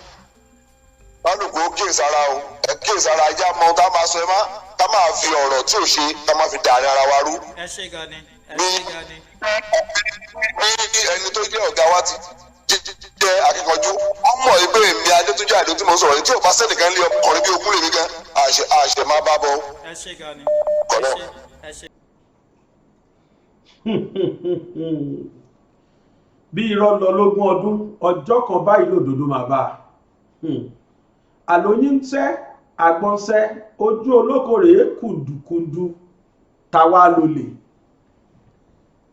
ta lè yan re ta la lè mú ohun Jámbélé lẹ́gbọ́n life and direct yẹn tó ń dìná ìwípé òun ò mọ kankan pa ẹ̀ ń tèmi wá rí inú ọ̀rọ̀ yẹn rèé tí mo sọ pé gbà tẹ́ bá gbóhùn yẹn tán kíní kankan ni ó possible téèyàn bá wà at the crossroad tí wọ́n bá ti káyàn mọ́ kọ́nà kan èèyàn lè fi ọmọ tó bí búra ó lè fọmọ tó bí ré àwa wò pé kò lè jà tàbí kóhùn lọ ré pé yẹn dànù pé Jámbélé jáde ó ń ṣépè kò jọ mí lójú torí táwọn èèyàn ò bá rí wọn ò ní sọ òyìnbó ní for every rumour there must be iota of truth ìyẹn ni pé níbi gbogbo àhesọ ẹyọ kan ọ̀rọ̀ máa wà bẹ́ẹ̀ tó jódodo onígbà ń sọ ẹlẹ́yìn ń sọ Ìgbòho lèmi kàn máa blame díẹ̀ wípé kí ló yẹ kó jájọ ṣe òun àtolóṣèlú ó ti mọ̀ pé ọmọkùnrin olóṣèlú ni gbogbo olóṣèlú pátápátá mo gbọ́wọ́ mo gbẹ́nu ni mo fi sọ olóṣèlú tó bá ń ṣe ojú ayé torí pé ó fẹ́ gba nǹkan kan lọ́wọ́ Yorùbá ni o wàláì mo tún pé wàláì kò sọ olóṣèlú kan tó faramọ́ Yorùbá nation kò sí gbogbo ẹnu mi mo fi sọ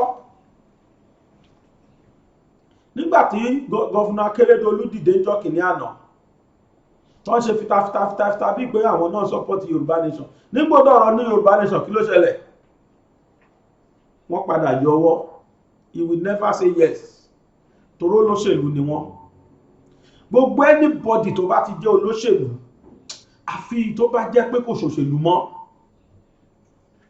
kò dẹ̀ yí oníkálùkù wípé ìyà tó ń jẹ Yorùbá yà àfi ká gba freedom everybody kódà Haúsá mọ̀ pọ̀ fìyà jẹ Yorùbá gbogbo èèyàn ló acknowledge wípé wọ́n fìyà jẹ Yorùbá kí wá ní solution wọ́n ní referendum àbí kí ni àwọn máa ń pè referendum kọ̀ àwa là ń bèèrè referendum wọ́n ní màá rántí òyìnbó yẹn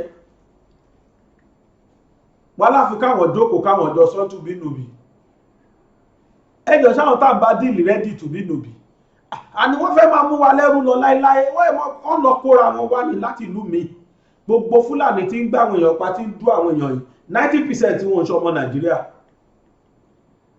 wọ́n kóra wọn jọ láti lè fi achieve aim and objective wọn kí náà gbà lérò èrò ọkàn wọn ni pé àwọn làwọn ní gbogbo lẹ̀ Nàìjíríà àwọn làwọn ní bí wọ́n ṣe gbàlú Sókótó tí wọ́n gbàlú Ìlọrin wọ́n fẹ́ gba gbogbo lẹ̀ Yorùbá tó kù Bọ̀rọ̀nù tẹ́rí tán ti ń pa wọ́n pàkúpa nígbà tí Usman Dan Fodio jà Holy Jihad wọ́n ò rí Bọ̀rọ̀nù gbà gbogbo ilẹ̀ Haúsá tó kù lẹ́ẹ̀ṣẹ́ lè gbọ́ kí wọ́n pe Emir Borno rárá ṣé wọ́n bọ̀rọ̀nù ni wọ́n jẹ́ ń bẹ̀ torí wọn ò rí bẹ́ẹ̀ gbà. Gbogbo àwọn ilẹ̀ haúsá tó kù tí ẹ bá ti ń gbọ́ tán pé emir gbogbo ibi tí fúlàní gbà nìyẹn ló lè jẹ́ pé Borno ò rọgbọdọ̀ la. Shehu El-Kanemi ni wọ́n jẹ ní Borno torí pé fúlàní ò rí bẹ́ẹ̀ gbà. The same thing nílẹ̀ Yorùbá torí pé wọn ò tí ì rí ilẹ̀ Yorùbá gbà nígbà tí wọ́n jagun jálumi tẹ́ ẹ bá rántí ẹ lọ wo Tani Fúlàní ẹ̀yin tẹ́ ẹ bá mọ̀tàn yẹn mo sọ fúlì sínú Tani Fúlàní gbogbo bọ́rọ̀ ṣe wá kódà mo tún kó àwọn ọmọ actors àwọn artist wọ́n tún bá mi act àwọn ibìkan bẹ̀ wọ́n ṣẹ̀ṣẹ̀ ń dalẹ̀ Yorùbá ò ṣẹ̀ ń dalẹ̀ ara wọn. Àwọn jagunjagun méjì kan wà ṣé bí ọmọ ogun Yorùbá náà wà pẹ̀lú àwọn ọmọ ogun Ìlọrin àwọn ọmọ ogun Fúlàní tó dìde láti Ìlọrin ṣé bá àwọn ọmọ ogun Yorùbá náà wà láàrin wọn tí wọ́n jọ bá wọn dé Òṣogbo tó fẹ́ wá gbalẹ̀ Yorùbá. Àdìgún àtàjíkòbó àwọn méjèèjì ló lórí àwọn ọmọ ogun yẹn ńgbà tọ́wọ́ tó wọn àwọn náà kọ́kọ́ dú ńgbà tọ́wọ́ tó wọn táwọn tó kù ń sá lọ àwọn Fúlàní tó sá lọ wọ́n ní kan fi wọ́n lẹ̀ ṣùgbọ́n ńgbà tí ọwọ́ tó Àdìgún àtàjíkòbó àwọn méjèèjì wọ́n mú wọn wọ́n wò pé ọmọ máa lé Yorùbá lẹ́yìn ẹ fẹ́ gbalẹ̀ bàbá wa ṣé káwọn ọmọ wa dẹrú ni kò jọ o wọ́n ní kó lọ pa àwọn méjèèjì ọpẹ́lọpẹ́ àwọn olórí ogun Ìbàdàn tí wọ́n parapọ̀ mọ́ ọmọ ogun Yorùbá tó kù tí wọ́n jálu omi ẹ̀sìn mìíràn lóru tí wọ́n fi lọ pa àwọn Fúlàní ìmọ́nú ibi tí wọ́n pàgọ́ sí láì kò ṣe bẹ́ẹ̀ ni by today kò bá wá sí tó ń já láàfin Ọ̀yọ́ ó tó ń dùn mí fáwọn bàbá yìí nìyí ṣé ká ní wọn ò mọ̀tàn ni ṣé ká ní wọn ò mọ̀tàn torí wọ́n ti gbà lú Ọ̀yọ́ rẹ̀ dì kò sọ̀rọ̀ wọ́n ti kọ́ńkà gbogbo ìlú Ọ̀yọ́ wọ́n ṣe kákọ́ Ìlọrin wọ́n ti gbọ̀yọ́ kọ́kọ́ gbà Ìbàdàn kí wọ́n kọjá sábẹ́kúta kan gbà àwọn ibi tó ń jẹ́ ìlú Yorùbá gbà ẹ̀ náà nìyẹn kán gbà Ìbàdàn kí wọ́n gba Abẹ́òkúta kán dẹ̀ gba gbogbo Òṣogbo ọ̀rẹ́dì tó rán ti gbọ̀yọ́ ìbàbá sí tó ń jẹ́lẹ̀ Yorùbá mọ́lé mi èmi àti ẹ bóyá orúkọ Fúlàní làbá máa jẹ́ tàbí kó lówó ọ̀yà tábà máa sọ fún Fúlàní tí ìbáṣepọ̀ lọ yọ wá Yorùbá náà ló dalẹ̀ irú ẹ̀ náà ló tó ṣẹlẹ̀ wọ́n bi gọ́fúnà kan léèrè ìlú tí wọ́n dẹ̀ ló lé jù ìlú wọn nìyà yìí ti pọ̀ jù bó ṣe jẹ́ pé ìlú wọn náà ló lé jù nígbà tí Àfọ̀njá gbégun dìde nígbà ayé Àfọ̀n nígbà kéèsì Sọ́líù Jántà nígbà tí kéèsì ẹ̀ dìde nílọrin bó ṣe ṣẹlẹ̀ gọ́ngbà yẹn the same Ọ̀yọ́ state yìí náà ni the same ìlú Ọ̀yọ́ náà ni wàhálà bẹ̀rẹ̀ nígbà náà the same Ọ̀yọ́ state yìí náà ni Fúlàní tó target lọ́tẹ̀ yìí àwọn tó ti kàtàn àwọn títàn ti yé bàjẹ́bàjẹ́ wọ́n wá gbé gọ́fúnà Ṣèyí Mákindé wá wọ́n bi wọ́n léèrè àwọn ìbéèrè lórí ọ̀rọ̀ Yorùbá nation ẹgbọ́n tí gọ́fúnà Ṣèyí Mákindé sọ àwọn ni gómìnà ìlú Ọ̀yọ́ o ṣe rí ẹ jẹ́ káwọn gọ́fúnọ̀s wa ẹ má bá mi ṣíà Tani Fúlàní ẹ jọ yín tẹ́ wà lórí YouTube ẹ bá mi ṣíà Tani Fúlàní yẹn kó délé kó dóko bóyá tó bá ti ẹ̀wò bóyá a máa rí tó máa tún ń ronú wọn ṣáà tí mọ nǹkan tó ń ṣẹlẹ̀ lọ́wọ́lọ́wọ́ yìí ni inú mi dùn nígbà tí gọ́fúnà máa bẹ̀rẹ̀ ọ̀rọ̀ wọn wọ́n sọ pé lóòótọ́ wọn ò pín dọ́gba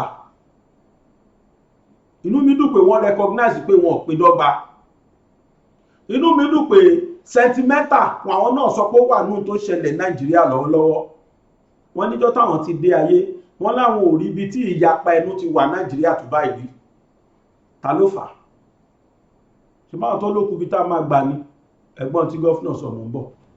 The major problem tá a ní Nàìjíríà lénìí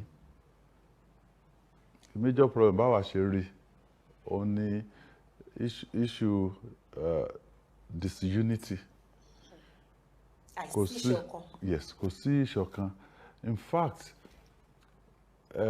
èmi ò tí ì rí pé kí àwọn ẹ̀yà tó wà ní Nàìjíríà ká yapa báyìí rí láti ìgbà tí mo ti dàgbà díẹ̀ tí ó jẹ́ pé mo ti ń tẹ̀lé bí nǹkan ṣe ń lọ ní Nàìjíríà. Nísìnyí tẹ́ bá lọ sí North West,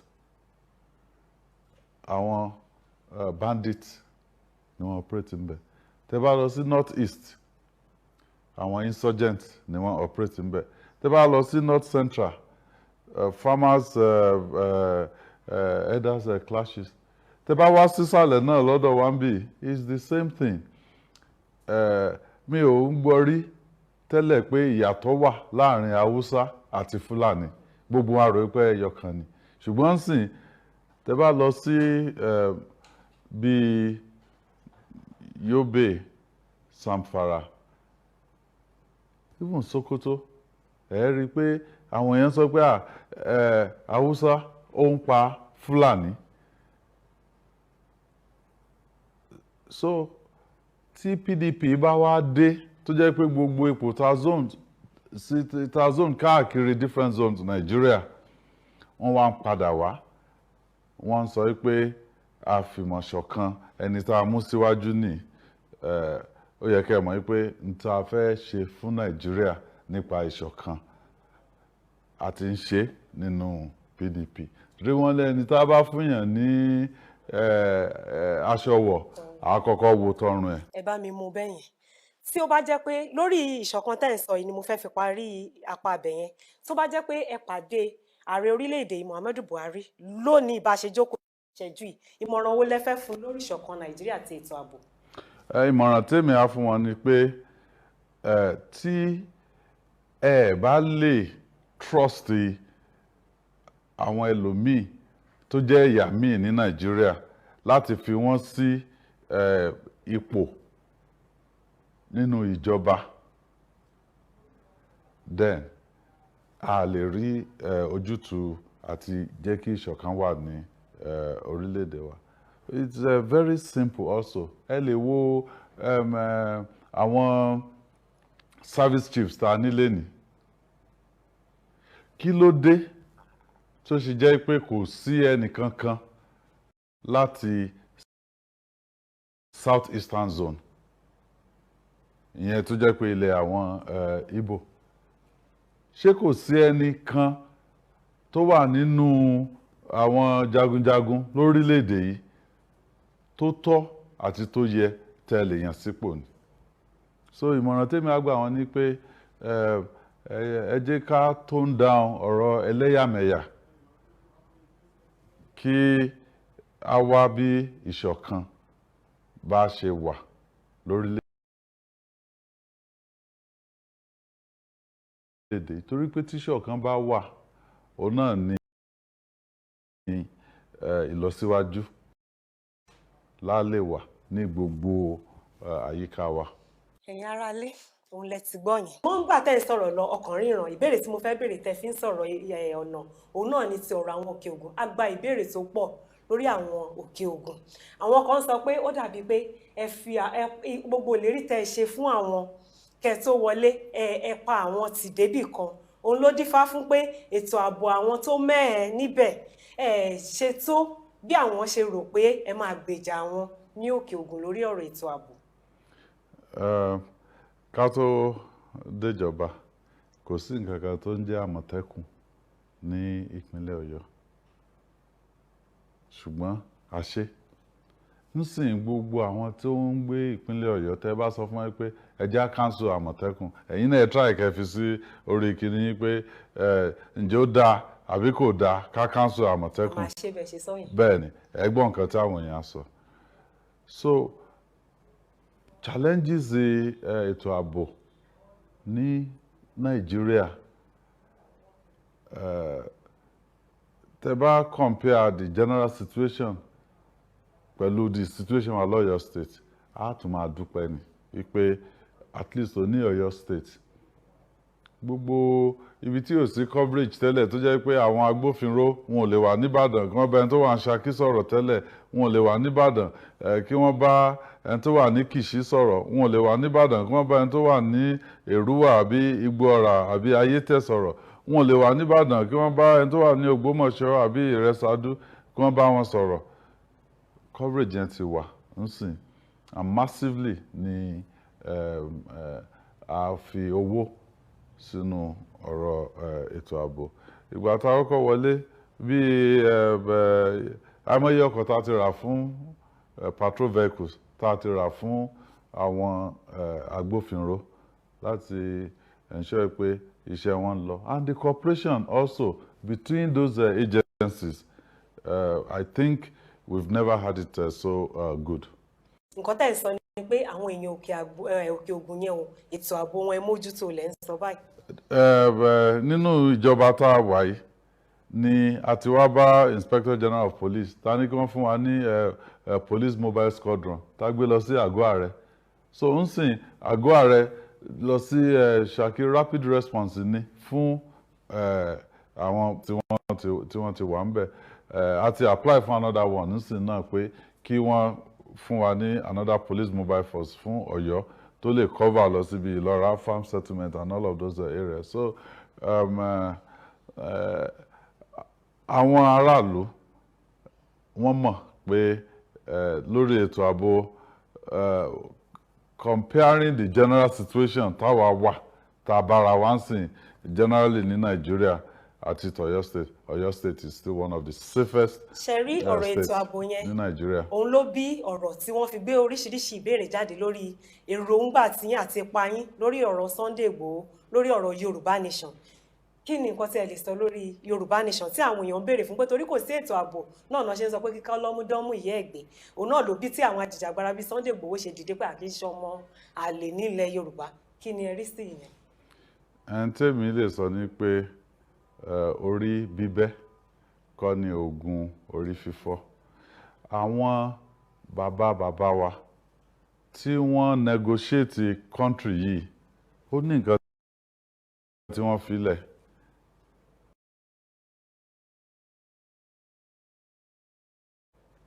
And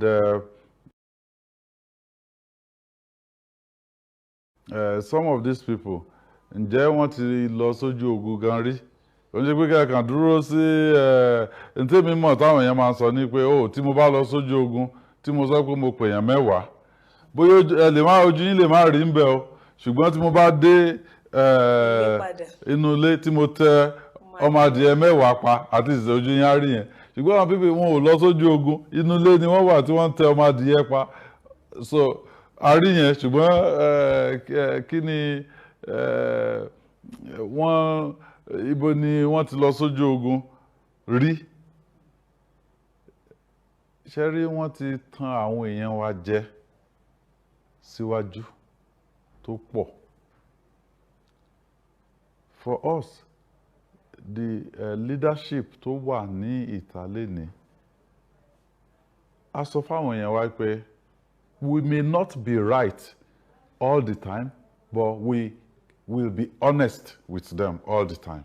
A sọ òótọ́ ọ̀rọ̀ fún wọn and we watch out for their interest. So kí ni Nàìjíríà kí la nílò ń sìn? Òun la fi ń sọ pé ọ̀rọ̀ restructuring.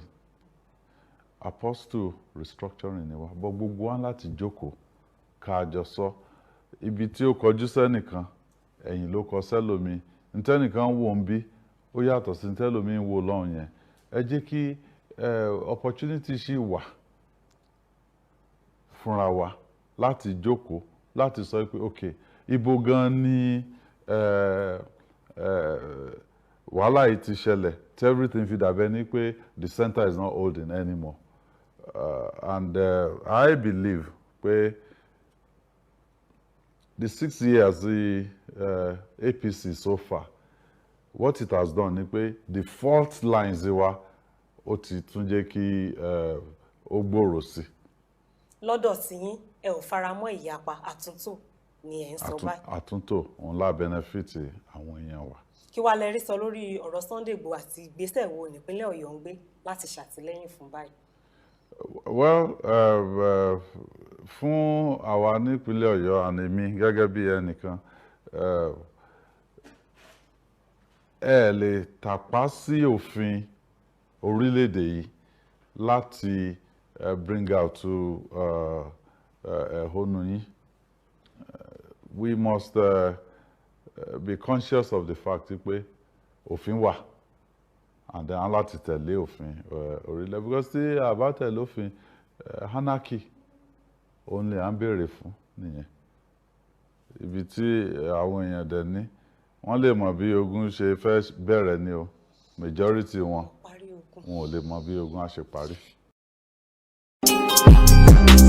Categories of schools of learning are within our vicinity. Citadel of Learning are in existence today, but Calvary Group of Schools, Arepo, is one in a million. Teaching of students with suitable learning and understanding with excellence, Calvary Group of Schools is the best choice with a conducive teaching environment. Equipped library with basics books, certified laboratory with modern scientific equipment, conducive attractive teaching classrooms. Give it a trial as it convinces you. Admission is still in progress into these following classes: crèche, nursery, primary, junior secondary school, and senior secondary school. Calvary Group of Schools is a government-approved school situated at number 1 to 5 Calvary Avenue, Pipeline, Arepo, Obafemi Owodo Local Government Area, Ogun State. Calvary Group of Schools mail is school@calvarygroupofschools.com. admin@calvarygroupofschools.com. Facebook handle @school Calvary. Website address www.calvarygroupofschools.com. Phone numbers 081-6433-5641 or 070-3988-4475. Calvary Group of Schools. Trust in God, building on solid foundation.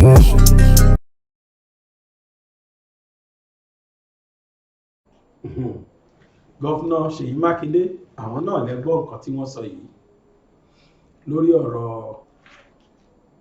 bóyá wọ́n nífẹ̀ẹ́ sí àbí wọ́n nífẹ̀ẹ́ sí. Wọ́n ní rárá o, wọ́n ní àwọn ò fi bẹ́ẹ̀ faramọ́. Wọ́n ní kájọ jókòó sọ nítùbínùbí ò ní àwọn fẹ́.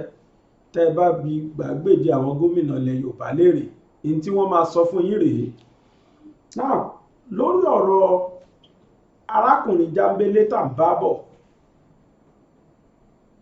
n tí mo rò rèé, tọkàn mi sọ rèé.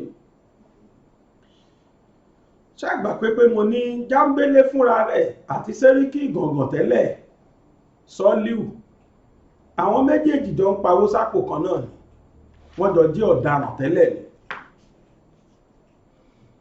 Ṣùgbọ́n Jambele lo géèmù, ó play géèmù fún Sẹ́ríkì Ìgàngàn nípa wíwá pé olóyè Sunday Igboho, ó lo ti Yorùbá fún un. Ìyẹn ò mọ̀ pé bóyá òun ràn lọ́wọ́ àbí kankan, ìyẹn jà fúnlẹ̀ Yorùbá jẹ́jẹ́ tiẹ̀ ni. Kò wá mọ̀ pọ́rọ̀ ni ò ní dúró ń bẹ̀. Now mo tún fẹ́ dá wa padà sí ìdí ọ́díò tí mo play níjọ́ Friday. Ọ̀rẹ́kùnrin yẹn sọ nínú fóònù tó kọlù ńjọ́ yẹn pé tó bá jẹ́ pé orí Fúlàní nìkan ó ní Ìgbòho dúró lé ni, ó ní ìgbà ti dáa jù pé toró láníyàn tó dáa. Ó ní bákan náà ni pé ìjọba ò bá ti rà á bí wọ́n ṣe ra Gani Ìwàdà.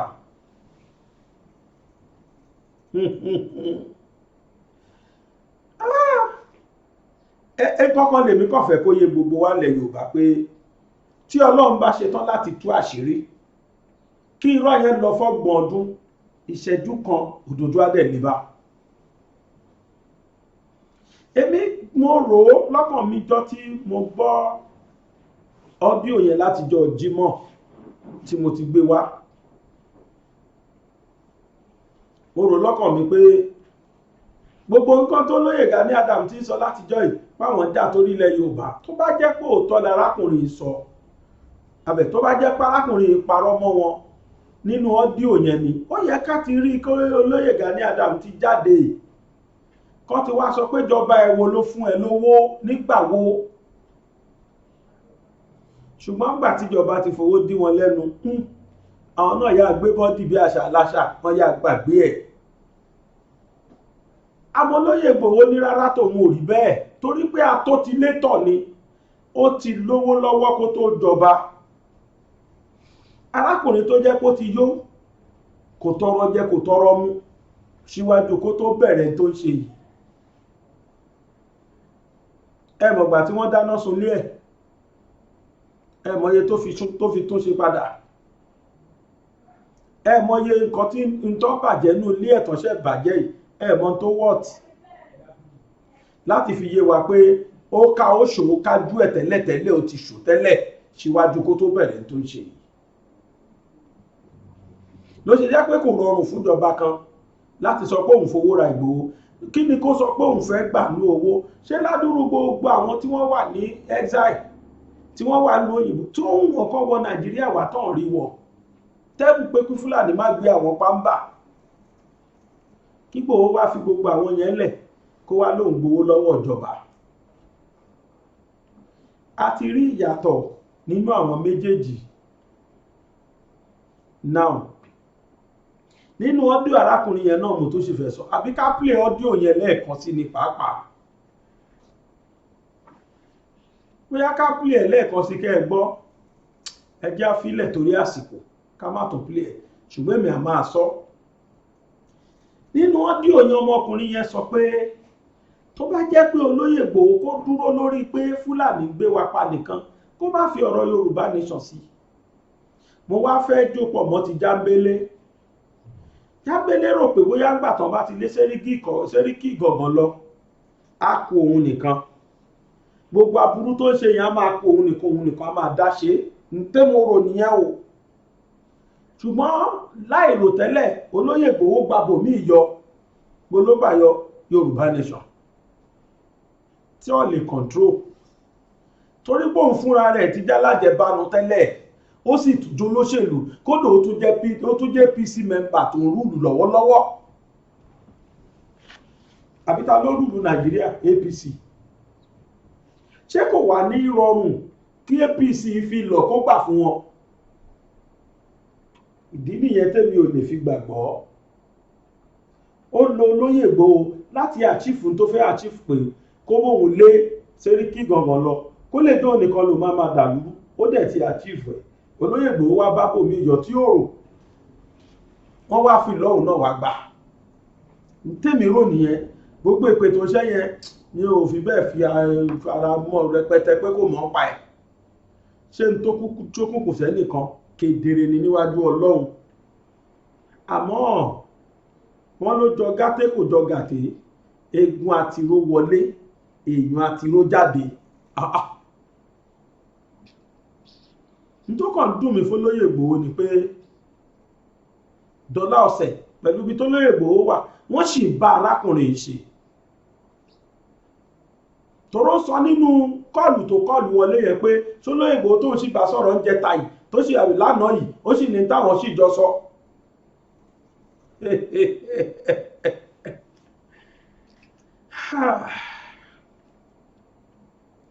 látijọ́ tó lóyè Ìgbòho ti wà ní ibi tí wọ́n fi wọ́n sí ní Bẹ̀nẹ̀ èmi ò láǹfààní láti rí wọn mo kàn fẹ́ fi àsìkò yìí pé èyí tẹ́ láǹfààní láti lólóyè Ìgbòho irọ́ ni òótọ́ ni a lè jẹ́rìí ọmọkùnrin yìí mọ́ kó lóyè Ìgbòho kí wọ́n gé gbogbo àjọṣepọ̀ àwọn àtọkùnrin kí wọ́n gé pátápátá kó má mọ nǹkan kan pa wọn mọ́ torí ọ̀rọ̀ ẹ̀ ti dọ̀rọ̀ èké tí ò ṣe é gùn lẹ́nu nù ọ̀rọ̀ ẹ̀ ti dirọ́ tí ò ṣe é gbàgbọ́ mọ́ èmi ò fẹ́ gbàgbọ́ mọ́ tó sọ yẹn ìfẹ́ faramọ́ mọ́ ìyẹn ẹ̀kan lọ́hùn púpọ̀ ǹjẹ́ jẹ́ mọ̀ pé ilé olóyè Ìgbòho tí wọ́n lè dọ̀yà há tí àwọn DSS ṣe ń tán ṣe sí odidi ìyàwó gómìnà nígbà kan rí ní Nàìjíríà gómìnà Rivers State Peter Odili ìyàwó ẹ̀ tó dájọ́ tó jẹ́ adájọ́ kì í ṣe adájọ́ kékeré o adájọ́ ilé ẹjọ́ àgbà l'Àbújá Supreme Court kéèyàn tó rìn kó tó dérú ipò yẹn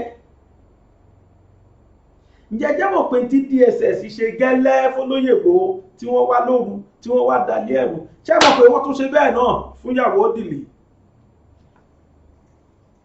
mo gbọ́ ní omi ìmọ̀ bó yóò tọ́ ní o àwọn kan ní wọn tí ìmọ̀ ibi tóbìnrin yẹn wà dì sí ṣùgbọ́n mo fojú ara mi rí ti ilé ẹ̀ tí wọ́n lọ bẹ́ẹ̀ cycling wọ́n ṣe lé olóyè Ìgbòho ni wọ́n ṣe lọ dá létí ẹ̀ náà rù. EFCC senate ìpáwọn ọmọ kankan pa ẹ̀ wọ́n dẹ̀ ní EFCC wà náà àwọn tán lọ. àwọn àmì láwọn ọmọ kankan pa ẹ̀ wọ́n láwọn àmì náà mọ̀ pa ọ̀nà wà náà tán lọ. DSS nìkan ló accept pa wọn lọ. ẹjọ́ ṣe òru ni wọ́n ní kí DSS máa wọ́n ti ẹ̀ wá mọ́jú ẹnikẹ́ni tó bá sá ti jẹ́ Yorùbá àtàwùsọ àti Yíbò wọ́n lọ nìyẹn. ẹ̀wọ̀jọ́ táyé ti ń pariwo pé kí wọ́n gbé Abba Kyari lọ sí Amẹ́ríkà tí wọ́n sọ pé àwọn ò lè gbé lọ. ẹ̀wọ̀jọ́ táyé ti ń pariwo pé kí wọ́n pe àwọn bandits àwọn Fúlàní agbébọn kọ́ pé wọ́n ní terrorist tó ń dà lóru wọ́n ló ní kan ó ní ẹsẹ̀ kan táwọn gbọ́dọ̀ gbé ó ní gbèsè kan táwọn gbọ́dọ̀ tẹ̀lé dísìn ajá mọ́mọ́ tiẹ̀ fún lọ́mú ó mọ́mọ́ tẹ̀kùrú kì mọ́lẹ̀. ẹ wo tún tí wọ́n pa nílé ìyàwó Peter Odili odindi adájọ́ àgbà ní tó tún wá yà mí lẹ́nu ni pé ntọ́ lọ ṣe ń lègbò wọ́n gbọ́ pé àwọn èèyàn sọ pé kí ló dé tí wọ́n mú wárántì lọ wọ́n wá ti gba wárántì tipẹ́tipẹ́ láti ọ̀dí 30 oṣù yìí wọ́n ṣẹ̀ wà mú lọ. wárántì ọ̀hún kò sórúkọ ń bẹ̀ street tó yàtọ̀. Oh God, ayé ń wo Nàìjíríà àjọ wo la dà báyìí. ẹ wo tí mò ń sọ mò ń bọ̀.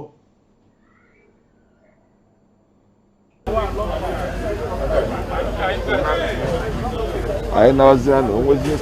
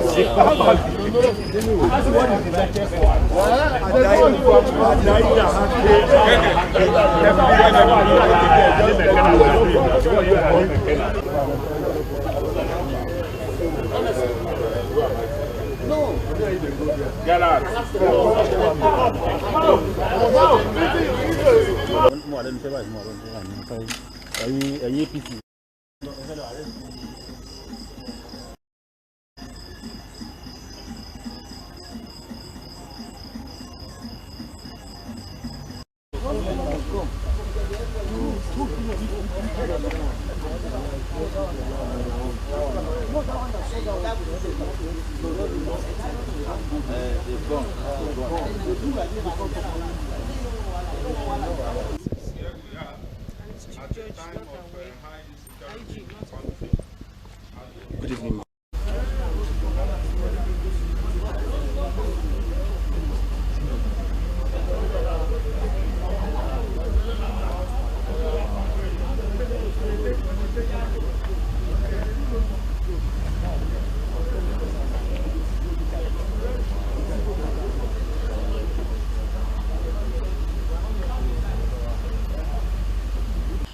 Well, at about 6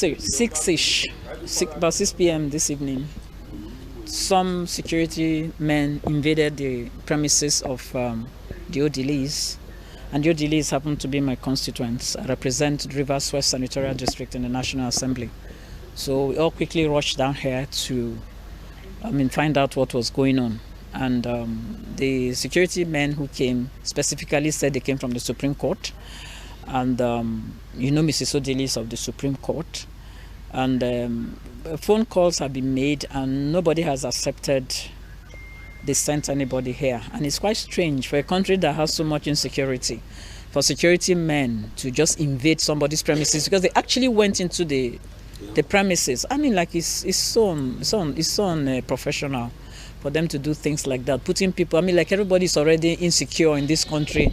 You're trying to protect yourself, and then security agents just come into your house with a search warrant. They actually had a search warrant, which was properly signed, so which means they definitely knew what they were coming here to do, and they definitely wanted to execute it, yes. And unfortunately for them, the Rivers people rose, and other men of goodwill came, and a lot of people came here, and I mean, they just found that, of course, and thank all the pressmen who have been here. I mean, most of you have been here for hours. We really appreciate you for the dedication, your dedication to duty.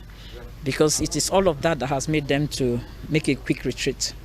Well, I'll say this. We are shocked.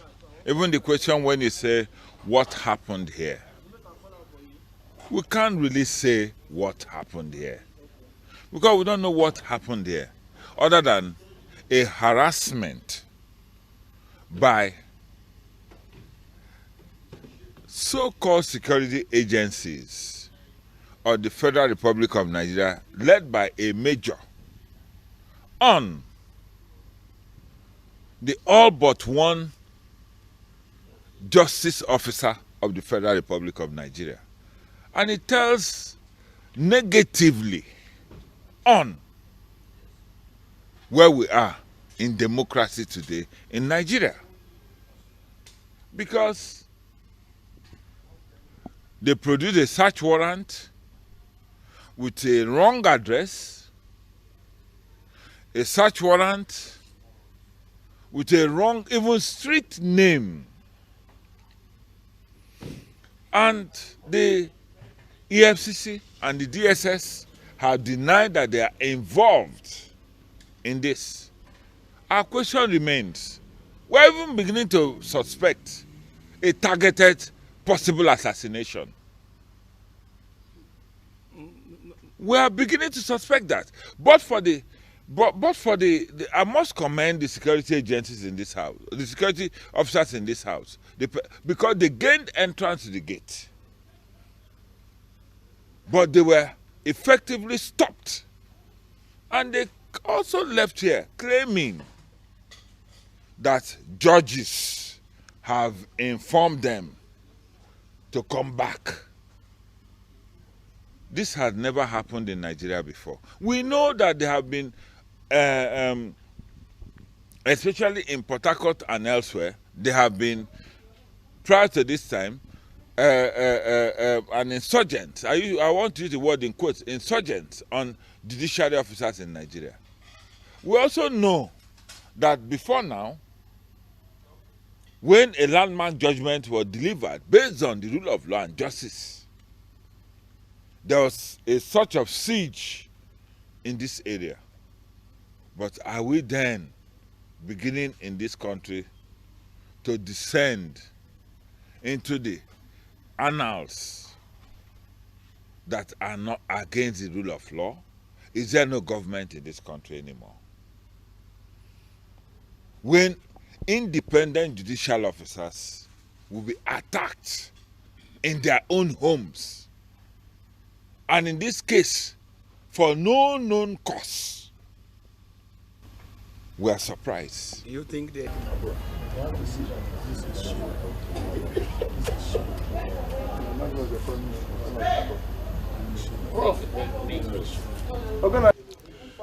we just got information that this place was surrounded by some operatives, some call it joint task force, some say EFCC, some said police, some said army, by whatever name. And then I rushed here. What is going on in Nigeria is something that should give that should be a source of concern to everybody. Dr. Peter Odili was governor for 8 years. He did well for his people in this country. The Honorable Justice Mary Peter Odili has been a justice of the Supreme Court for many years. After going through the Court of Appeal, High Court, and Magistrate Court, she has never involved herself in politics. So why would you want to come and search this house? Over what? So many insinuations. One, they were dead wrong to have come to this house. I've seen the search warrant. Okay, they came with the search warrant. The search warrant has no name. That's number one. Number one fundamental flaw. The search warrant has no name on it. A search warrant must have a name of the person that you want to carry out a search on his or her house. That's number one flaw. The search warrant has number 9, Imo Street, Maitama on it. This address is not number 9, Imo Street, Maitama. This is number 7, Imo River Street, Maitama. So if they were looking for Imo Street, they should look for Imo Street elsewhere. There's another Imo Close, Imo Close nearby. There's another Imo Close somewhere, I think in Garki. But this place is Imo River Street, number 7. So you think they mixed their way? It's not number 9 Imo Street. So for that reason alone, they missed the point badly. 2 theories. If one wants to give them the benefit of the doubt, one can say it was a genuine mistake, which was why they had to quickly retreat and withdraw. Contrary to the information online that Justice Odili resisted any search. She didn't resist any search. I believe that they themselves must have found that they were committing terrible harakiri. That is giving them the benefit of the doubt. The other theory, which is also as powerful, is that it is politically motivated, deliberately contrived as an artifice and design to embarrass the cerebral justice of the Supreme Court and to embarrass the husband. Of course, the husband is a well-known PDP titan, and tomorrow is PDP convention. Could it have been designed to rake up issues and make it look like they were trying to go after him so as to demoralize the delegates for tomorrow's convention? That is another theory. But for whatever theory it is, one thing is clear to me. We are gradually moving towards the precipice of calling ourselves a banana republic.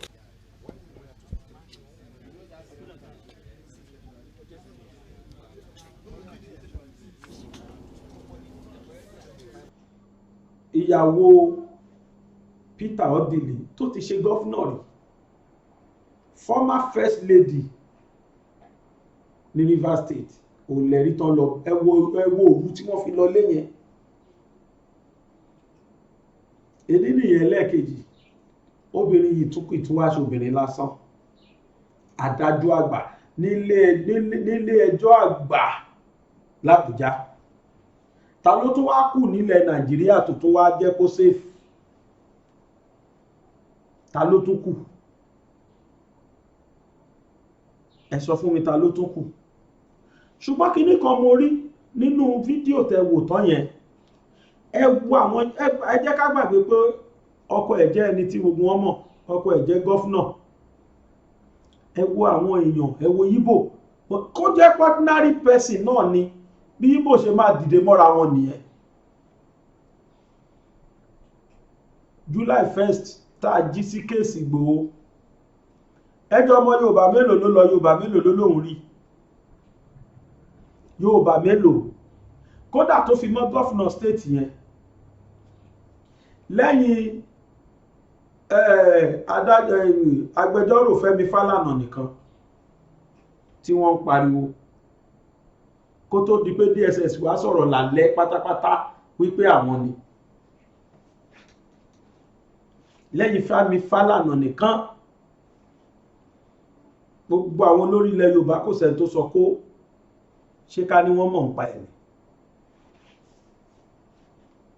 Níjọ́ wo lélẹ́ ìfẹ́ stop nílẹ̀ Nàìjíríà? Níjọ́ wo la fẹ́ bọ́rí?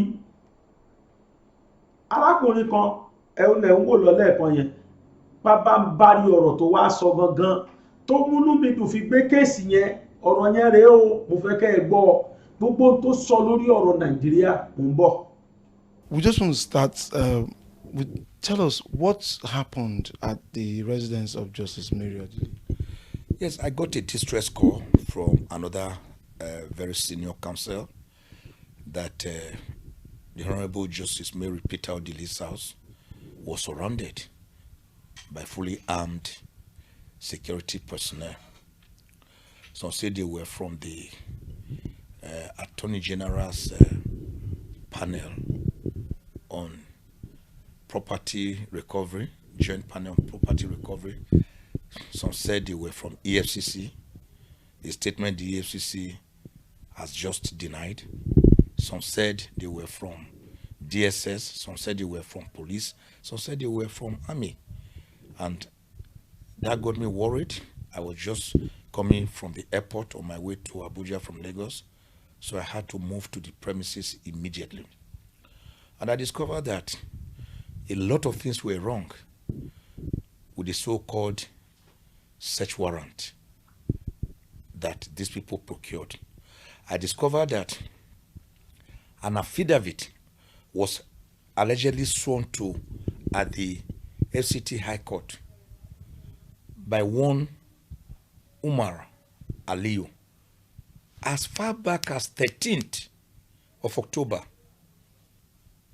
2021, saying that he suspected, maybe as a whistleblower, whatever, that there are some illegal activities in some places around the FCT. He didn't mention any address or any name or any particular person.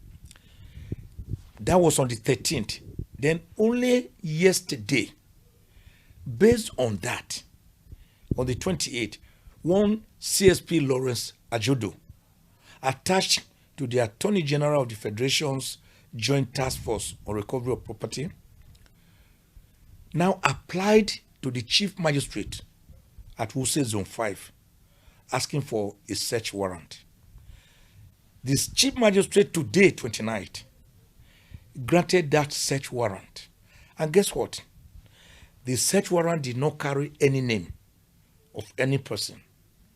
It didn't say Justice Mary Peter Odili. It didn't say the husband, Dr. Peter Odili. So it was clear that this was a wrong address. No name was put on it so as to say that it was targeted. I do know as a lawyer of over 40 years at the bar, that if you want to carry out a search warrant, you don't carry out a search warrant at the graveyard or a cemetery or abandoned houses. There will be a person you are targeting. Who were the persons? They did not put a single name. What address? You got the wrong address. So there's this theory, therefore, that could have been a clear case of genuine mistaken identity. I only hope so. But the other theory, which I seem to want to believe more because of the activities of this government, the antecedents, is that it was politically motivated. Dr. Peter Odili is a big fish, a titan in the PDP. Today, the Court of Appeal, Port Harcourt Division, just dismissed the application by the former chairman, Prince Uche Secondus, to halt the convention starting tomorrow. And Dr. Peter Odili is a big fish within the PDP. And the convention is starting tomorrow. How come that an affidavit sworn to on the 13th of October, today is 29, 16 days ago, was suddenly activated yesterday and today, and the search warrant issued today?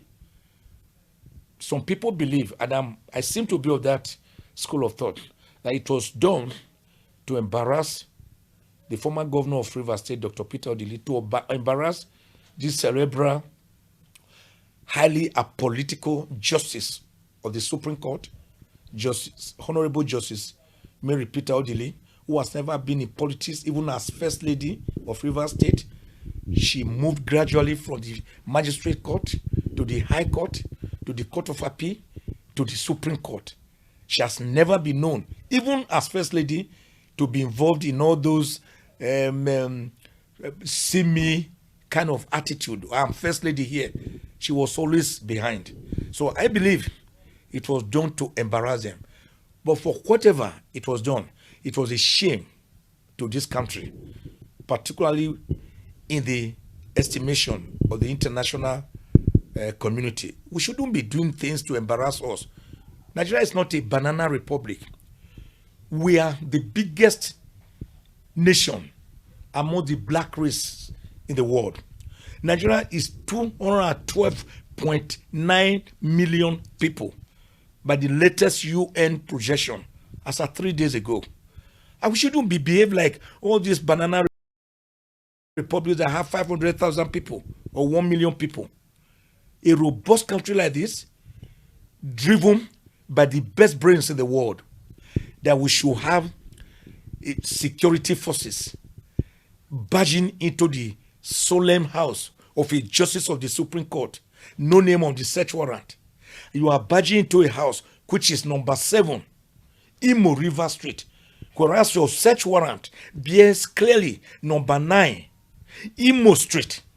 What is the correlation between Imo River, number 7, and Imo Street, number 9? Did you see? Yes. Did you see the officers themselves? Were you able to identify, for instance, which arm of security agency? Well, one of them that was spoken to by the security men at the premises was identified as one Major Ola. That was the only one. The rest were keeping to the shadows. I'm just coming from the house because we all decided to stay there and mount night vigil to see what and how they will do it. I wanted to see whether they were going to do what they did August 2016, that has forever put a black spot on me, on Nigeria, where they barge into homes of justices of the Supreme Court, hooded DSS operatives without any cause, ransacked everywhere, and some of the justices were found to be innocent. One of them just died, apparently never getting over that experience because he was finally exonerated. But there was no apology from the security forces to say, oh, we made a mistake, we are sorry that we barged into your house erroneously. I would expect the security forces this time around to issue a public apology to the Honorable Justice Mary Peter Odili, whichever arm of the forces did it, because EFCC has already denied it. If DSS also comes out to deny it, the police comes out to deny it. I've already said that one CSP, Ajodo, Lawrence Ajodo, attached to the Joint Task Force Recovery of Property in the Office of the Attorney General, got the search warrant. So if they now find that it was an erroneous entry, either it was a mistake, for God's sake, let them do Nigerians and Nigeria the minimal of saying, we are sorry. We made a honest mistake. And heavens will not fall. And they will be applauded for it. But let them not always pretend that all is well, even after causing great embarrassment. Go on internet, the matter went viral everywhere. As counsel to Justice Mary Odili and indeed the family, if this apology is not tendered, what would you be seeking? Any? I will not take any decision for myself. I will confer with my clients. A lawyer does not take decisions on his own. He's briefed by a client to take a particular decision. But one thing is clear to me is that they were wrong, and wrong. And when you make mistakes, there's what you call atonement for your mistakes. Apology is one of them. This word or this phrase, I'm sorry, is a balm that soothes frayed nerves and bring about a spirit of risorgimento. But to pretend you have done well when you know you have hurt some feelings, when you know you have greatly embarrassed and ridiculed a serving justice of the Supreme Court, one of the best we ever had, whose judgments drip with fecundity, lucidity, and intellectualism, is not a fair deal for Nigeria, particularly for the judiciary, which has been made to be the crouching arm of the government, maybe going by what Alexander Hamilton once said in his Federalist paper number 78, that the judiciary is the weakest arm of government because it has neither sword to defend the judgment nor the purse to keep any sums. So it has to depend on the executive, even for judgments it has delivered. So the Nigerian judiciary has suffered a lot in the hands of executives, successive executives, over the years, even during military, but I want to dare say that not even under military dictatorships has the judiciary suffered much damage than under the present democratic dispensation. And this is a sad commentary on our democratic dispensation and constitutionalism. Thanks. Yes, thank you. Ilẹ̀kẹ̀ pọ̀ gbó kí ṣọ̀gbó tó yan kele láàyò ọ̀pọ̀ igi ní bẹ ní gbó ká tó fi gé ọmọ gbẹ́gbẹ̀dù ilé ìwé Calvary tí ń bẹ ní Arépo ọ̀gá ni kọ́ń láwùjọ òkúta mọ́gbà kákọ́ ọmọ ní ìmọ̀ ẹ̀kọ́ ìwé tó yanrantí tí ò lábùlà àní tẹ̀gọ́ ní ẹ̀ ilé ìwé Calvary ní ẹjẹ́ àgbé fún o yàrá ìkówé sí tó kún fọ́fọ́ fún ojúlówó ìwé yàrá àṣedọ́rawò tó ní àwọn irinṣẹ́ ìgbàlódé tí ìmọ̀ ìjìnlẹ̀ bíbá yàrá ìkàwé tí ń pe ọmọ wá kàmí dánwò ńlọ́bì ìyá ọ̀kẹ́rẹ́ àyè ìgbaniwọlé ń bẹ sí àwọn yàrá ìkàwé bíi ìwé ń derí àbá òṣòfò nursery primary girama kékeré tòun girama àgbà ìjọba lù ló ń tẹ̀ gbà Calvary Group of Schools ń bẹ ní 125 Calvary Avenue Pipeline Arepo ìjọba ìbílẹ̀ Ọbáfẹ́mi Owódé ìpínlẹ̀ Ògùn ìkànnì ìbánidọ́rẹ̀ẹ́ wọn rèé o @School Calvary tàbí ìkànnì tọrọ yín léka wọn www.calvarygroupofschools.com ẹ̀rọ ìbánisọ̀rọ̀ tẹ́lẹ̀ kàn sí rèé 08164335641 tàbí 07039884475 Calvary Group of Schools, trust in God.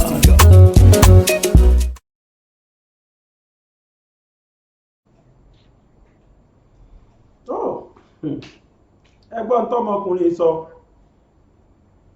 kí ló wá fi yàtọ̀ sí tolóyè Ìgbòho àkọ́kọ́ náà wánàntì irọ́ tí wọ́n mú dání ò ṣe rí ìlú yìí ti sú mi ọ̀rọ̀ ìlú yìí sú mi pátápátá wọ́n mọ tó tọ́ o ṣùgbọ́n wọ́n máa fi tí ò tọ́ ṣayọ̀ torí pé wọ́n fẹ́ achieve tó fẹ́ achieve tí Ìgbòho ti kọ́ wọn lọ́gbọ́n ni wọ́n ṣe dọ́gbọ́n lọ gba warrant of arrest irọ́ tí ò ní mínì address wrong date wrong ẹlẹ́ẹ̀kẹta ni pé kò tó sórúkọ nú ẹ̀ wọ́n ṣe wá mọ̀ pé ibi tó yẹ káwọn mú lọ nìyẹn ẹ wá parú tútó tó yẹ kò yàtọ̀ sí tó ṣe lè Ìgbòho rárá ìjọ́ ò la fẹ́ bọ́nú ilé ìjọ́ ò la fẹ́ bọ́nú system tá ń bá bọ̀ yìí tó yẹ pé tẹ́nibọ̀dì bá ti ṣe ìkọkọ̀ àfikẹ́ lọ kó DSS kó DSS náà wá sọra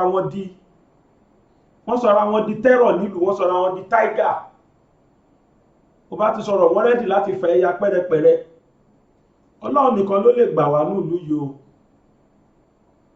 Yorùbá ọjọ́ ò la fẹ́ bọ́ nínú ọ̀tẹ̀ ọjọ́ ò la fẹ́ bọ́ nínú kẹta ọjọ́ ò la fẹ́ bọ́ nínú tìbára ẹni jẹ́ àwọn nǹkan yìí lákọ́ gbọ́dọ̀ ti ẹ̀ kọ́kọ́ àdírẹ́sì o kódà ká gba Yorùbá nation ṣọ́tẹ̀ yìí náà la fẹ́ máa fi lò ó ṣé ìbáta ara ẹni jẹ́ iná la fẹ́ máa fi lò ó ṣé àìnífẹ̀ẹ́ ara ẹni náà la fẹ́ máa fi lò ó mo fọlọ́run búra gbogbo ìjọba tó ṣẹlẹ̀ ní Nàìjíríà pátá kò sí tí ò lọ́wọ́ Yorùbá nú ẹ̀ ẹ̀yin náà ẹ wò láti 1960 wá dì sí èwo ni ò lọ́wọ́ Yorùbá nú ẹ̀ nú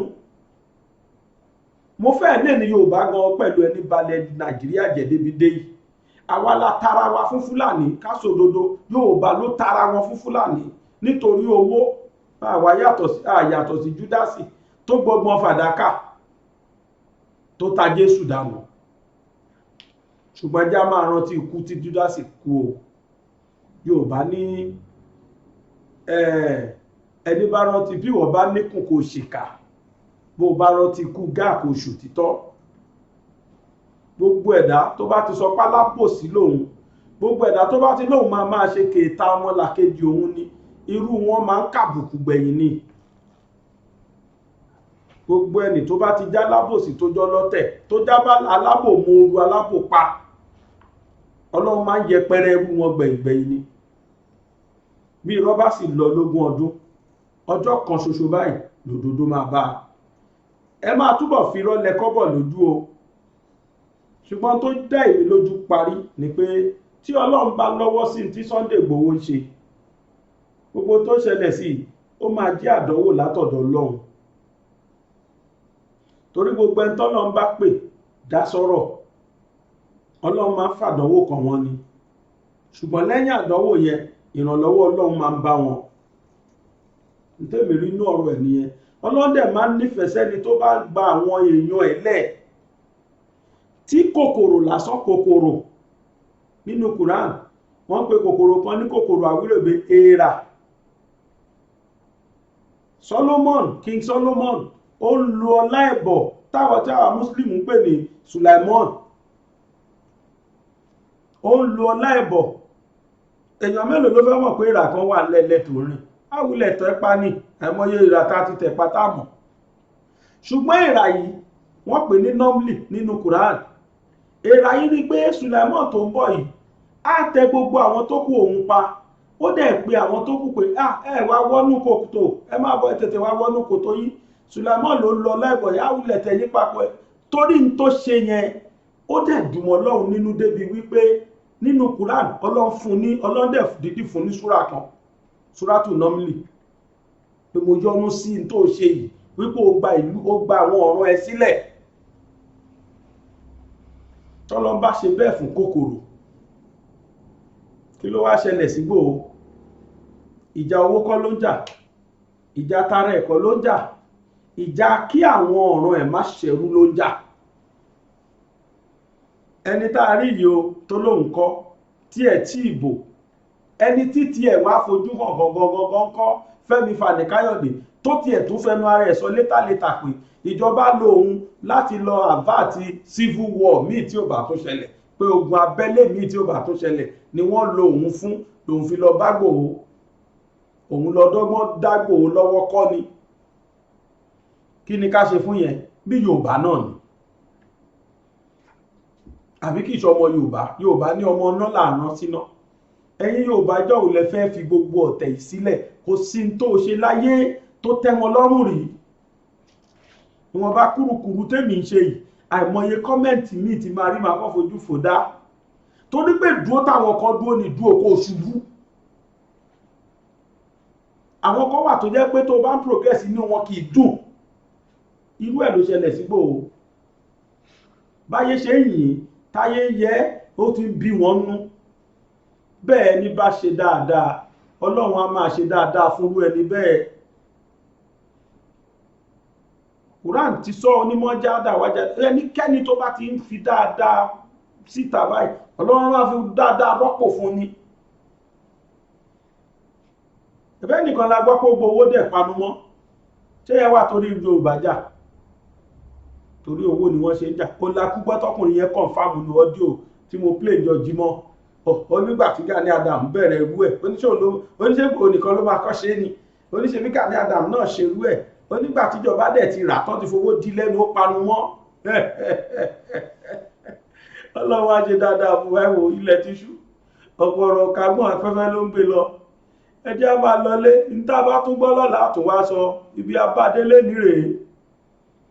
Láìkọ́ sí ẹ̀yin tí ẹ bá ti tẹ̀lé wa láwọn àyè mẹ́tẹ̀ẹ̀ta tá à ń sọ yìí lórí Facebook, ẹ wo Facebook page wa Gbàgede Ìmọ̀ with Aláwìyé Adébáyọ̀, ẹ follow wa. Bákan náà ni lórí YouTube Bàbá Gbàgede Ìmọ̀ TV, ẹ wo bí tó kọ subscribe sí kẹtẹ. Bákan náà ni pé ẹ wo bí tí wọ́n fi àmì aago sí, ẹ bá wa tẹ̀yẹn náà. Tẹ́ bá ti tẹ̀yẹn tiẹ̀ tẹ́dẹ̀ ti tẹ all, torí tẹ́ bá tẹ̀ á gbé nǹkan wá òkè pàápàá tẹ̀yẹn tó dúdú yẹn sátẹ̀ all nìyẹn. Tẹ́ bá ti tẹ̀yẹn ó ti parí. Gbogbo ìgbà tí ètò bá ti ń worí channel wa wọ́n máa wá gbé alamí fún yín, wọ́n máa fún yín notification. Bákan náà ni pé lórí Instagram a wà ń bẹ̀ Gbàgédémọ̀ _22 òun náà ni page wa nínú Instagram. Ẹ tẹ̀lé wa láwọn àyè mẹ́tẹ̀ẹ̀ta yìí ká lè jọ kọ́ mọlùbọ́. Lágbára Ọlọ́run ọbẹ̀ tó jẹ́ àpàdé lọ́la. Èmi Aláwìyé Adébáyọ̀ Sàbúrì ọmọ bàbá tíṣà lábẹ́òkúta. Èmi bàbá tí gbogbo yín pè ní bàbá Gbàgede Ìmọ̀ òun náà ni o. Mo fàsìkò yìí ṣe ládùn àpòjú tẹ fi ń wò mí ò ní fọ́, etí tẹ sì fi ń gbọ́ mi etí náà ò ní di lágbára Olódùmarè. Ẹ ṣe jẹ́ àtúnjọ pàdé lọ́la pẹ̀lú ògo Ọlọ́run. Mi ò ní kú ẹ̀ ní kú, ìkọ̀kan nu wọ̀ ní kú o. Ayé wọn ò tí ní dìde ìṣẹ́jú kan fẹ́mi àti yín ní agbára Olódùmarè. Mo ń fàsìkò yìí sọ fún yín pé ó sì dàbọ̀ náà.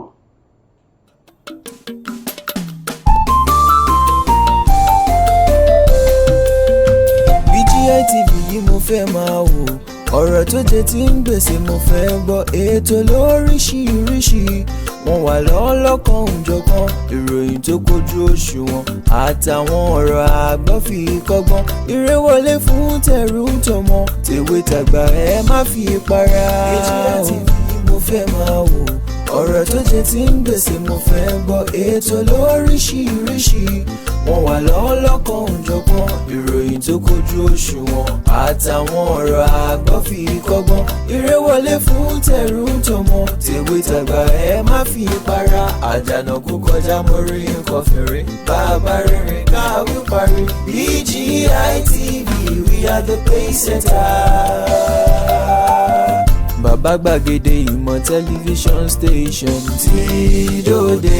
iléeṣẹ́ amóhùnmáwòrán tó mọ bó ṣe ń lọ tó ní ìròyìn kọ́ńbọ̀kì tó jẹ́ yàjóyàjó ìròyìn àti ìsọfúnni àtìgbàdégbà àwọn ètò tó ké pọ́pọ́ filẹ̀ má yí kúò ń bẹ̀ má gbé kúò ń bẹ̀ máa jẹ̀gbádùn ẹ̀ lọ BGI TV bàbá gbàgede ìmọ̀ TV èdè ọ̀kìn ló dirí ẹwà fákòkò o bí ọ̀kìn bá tú ìyẹ́ ẹ̀ díẹ̀ ẹwà rẹ̀ àkàlẹ̀ àkà oko ẹ kàn sí ẹ̀ka ìpolówó ọjà wa láti bá wa dòwò pọ̀ lórí +234 70 38 22 61 60 fún àwọn tí ń bẹ lórílẹ̀‐èdè Nàìjíríà 070 38 22 61 60 BGI TV bàbá gbàgede ìmọ̀ TV ọ̀gá ni kọ́ń láwùjọ òkúta.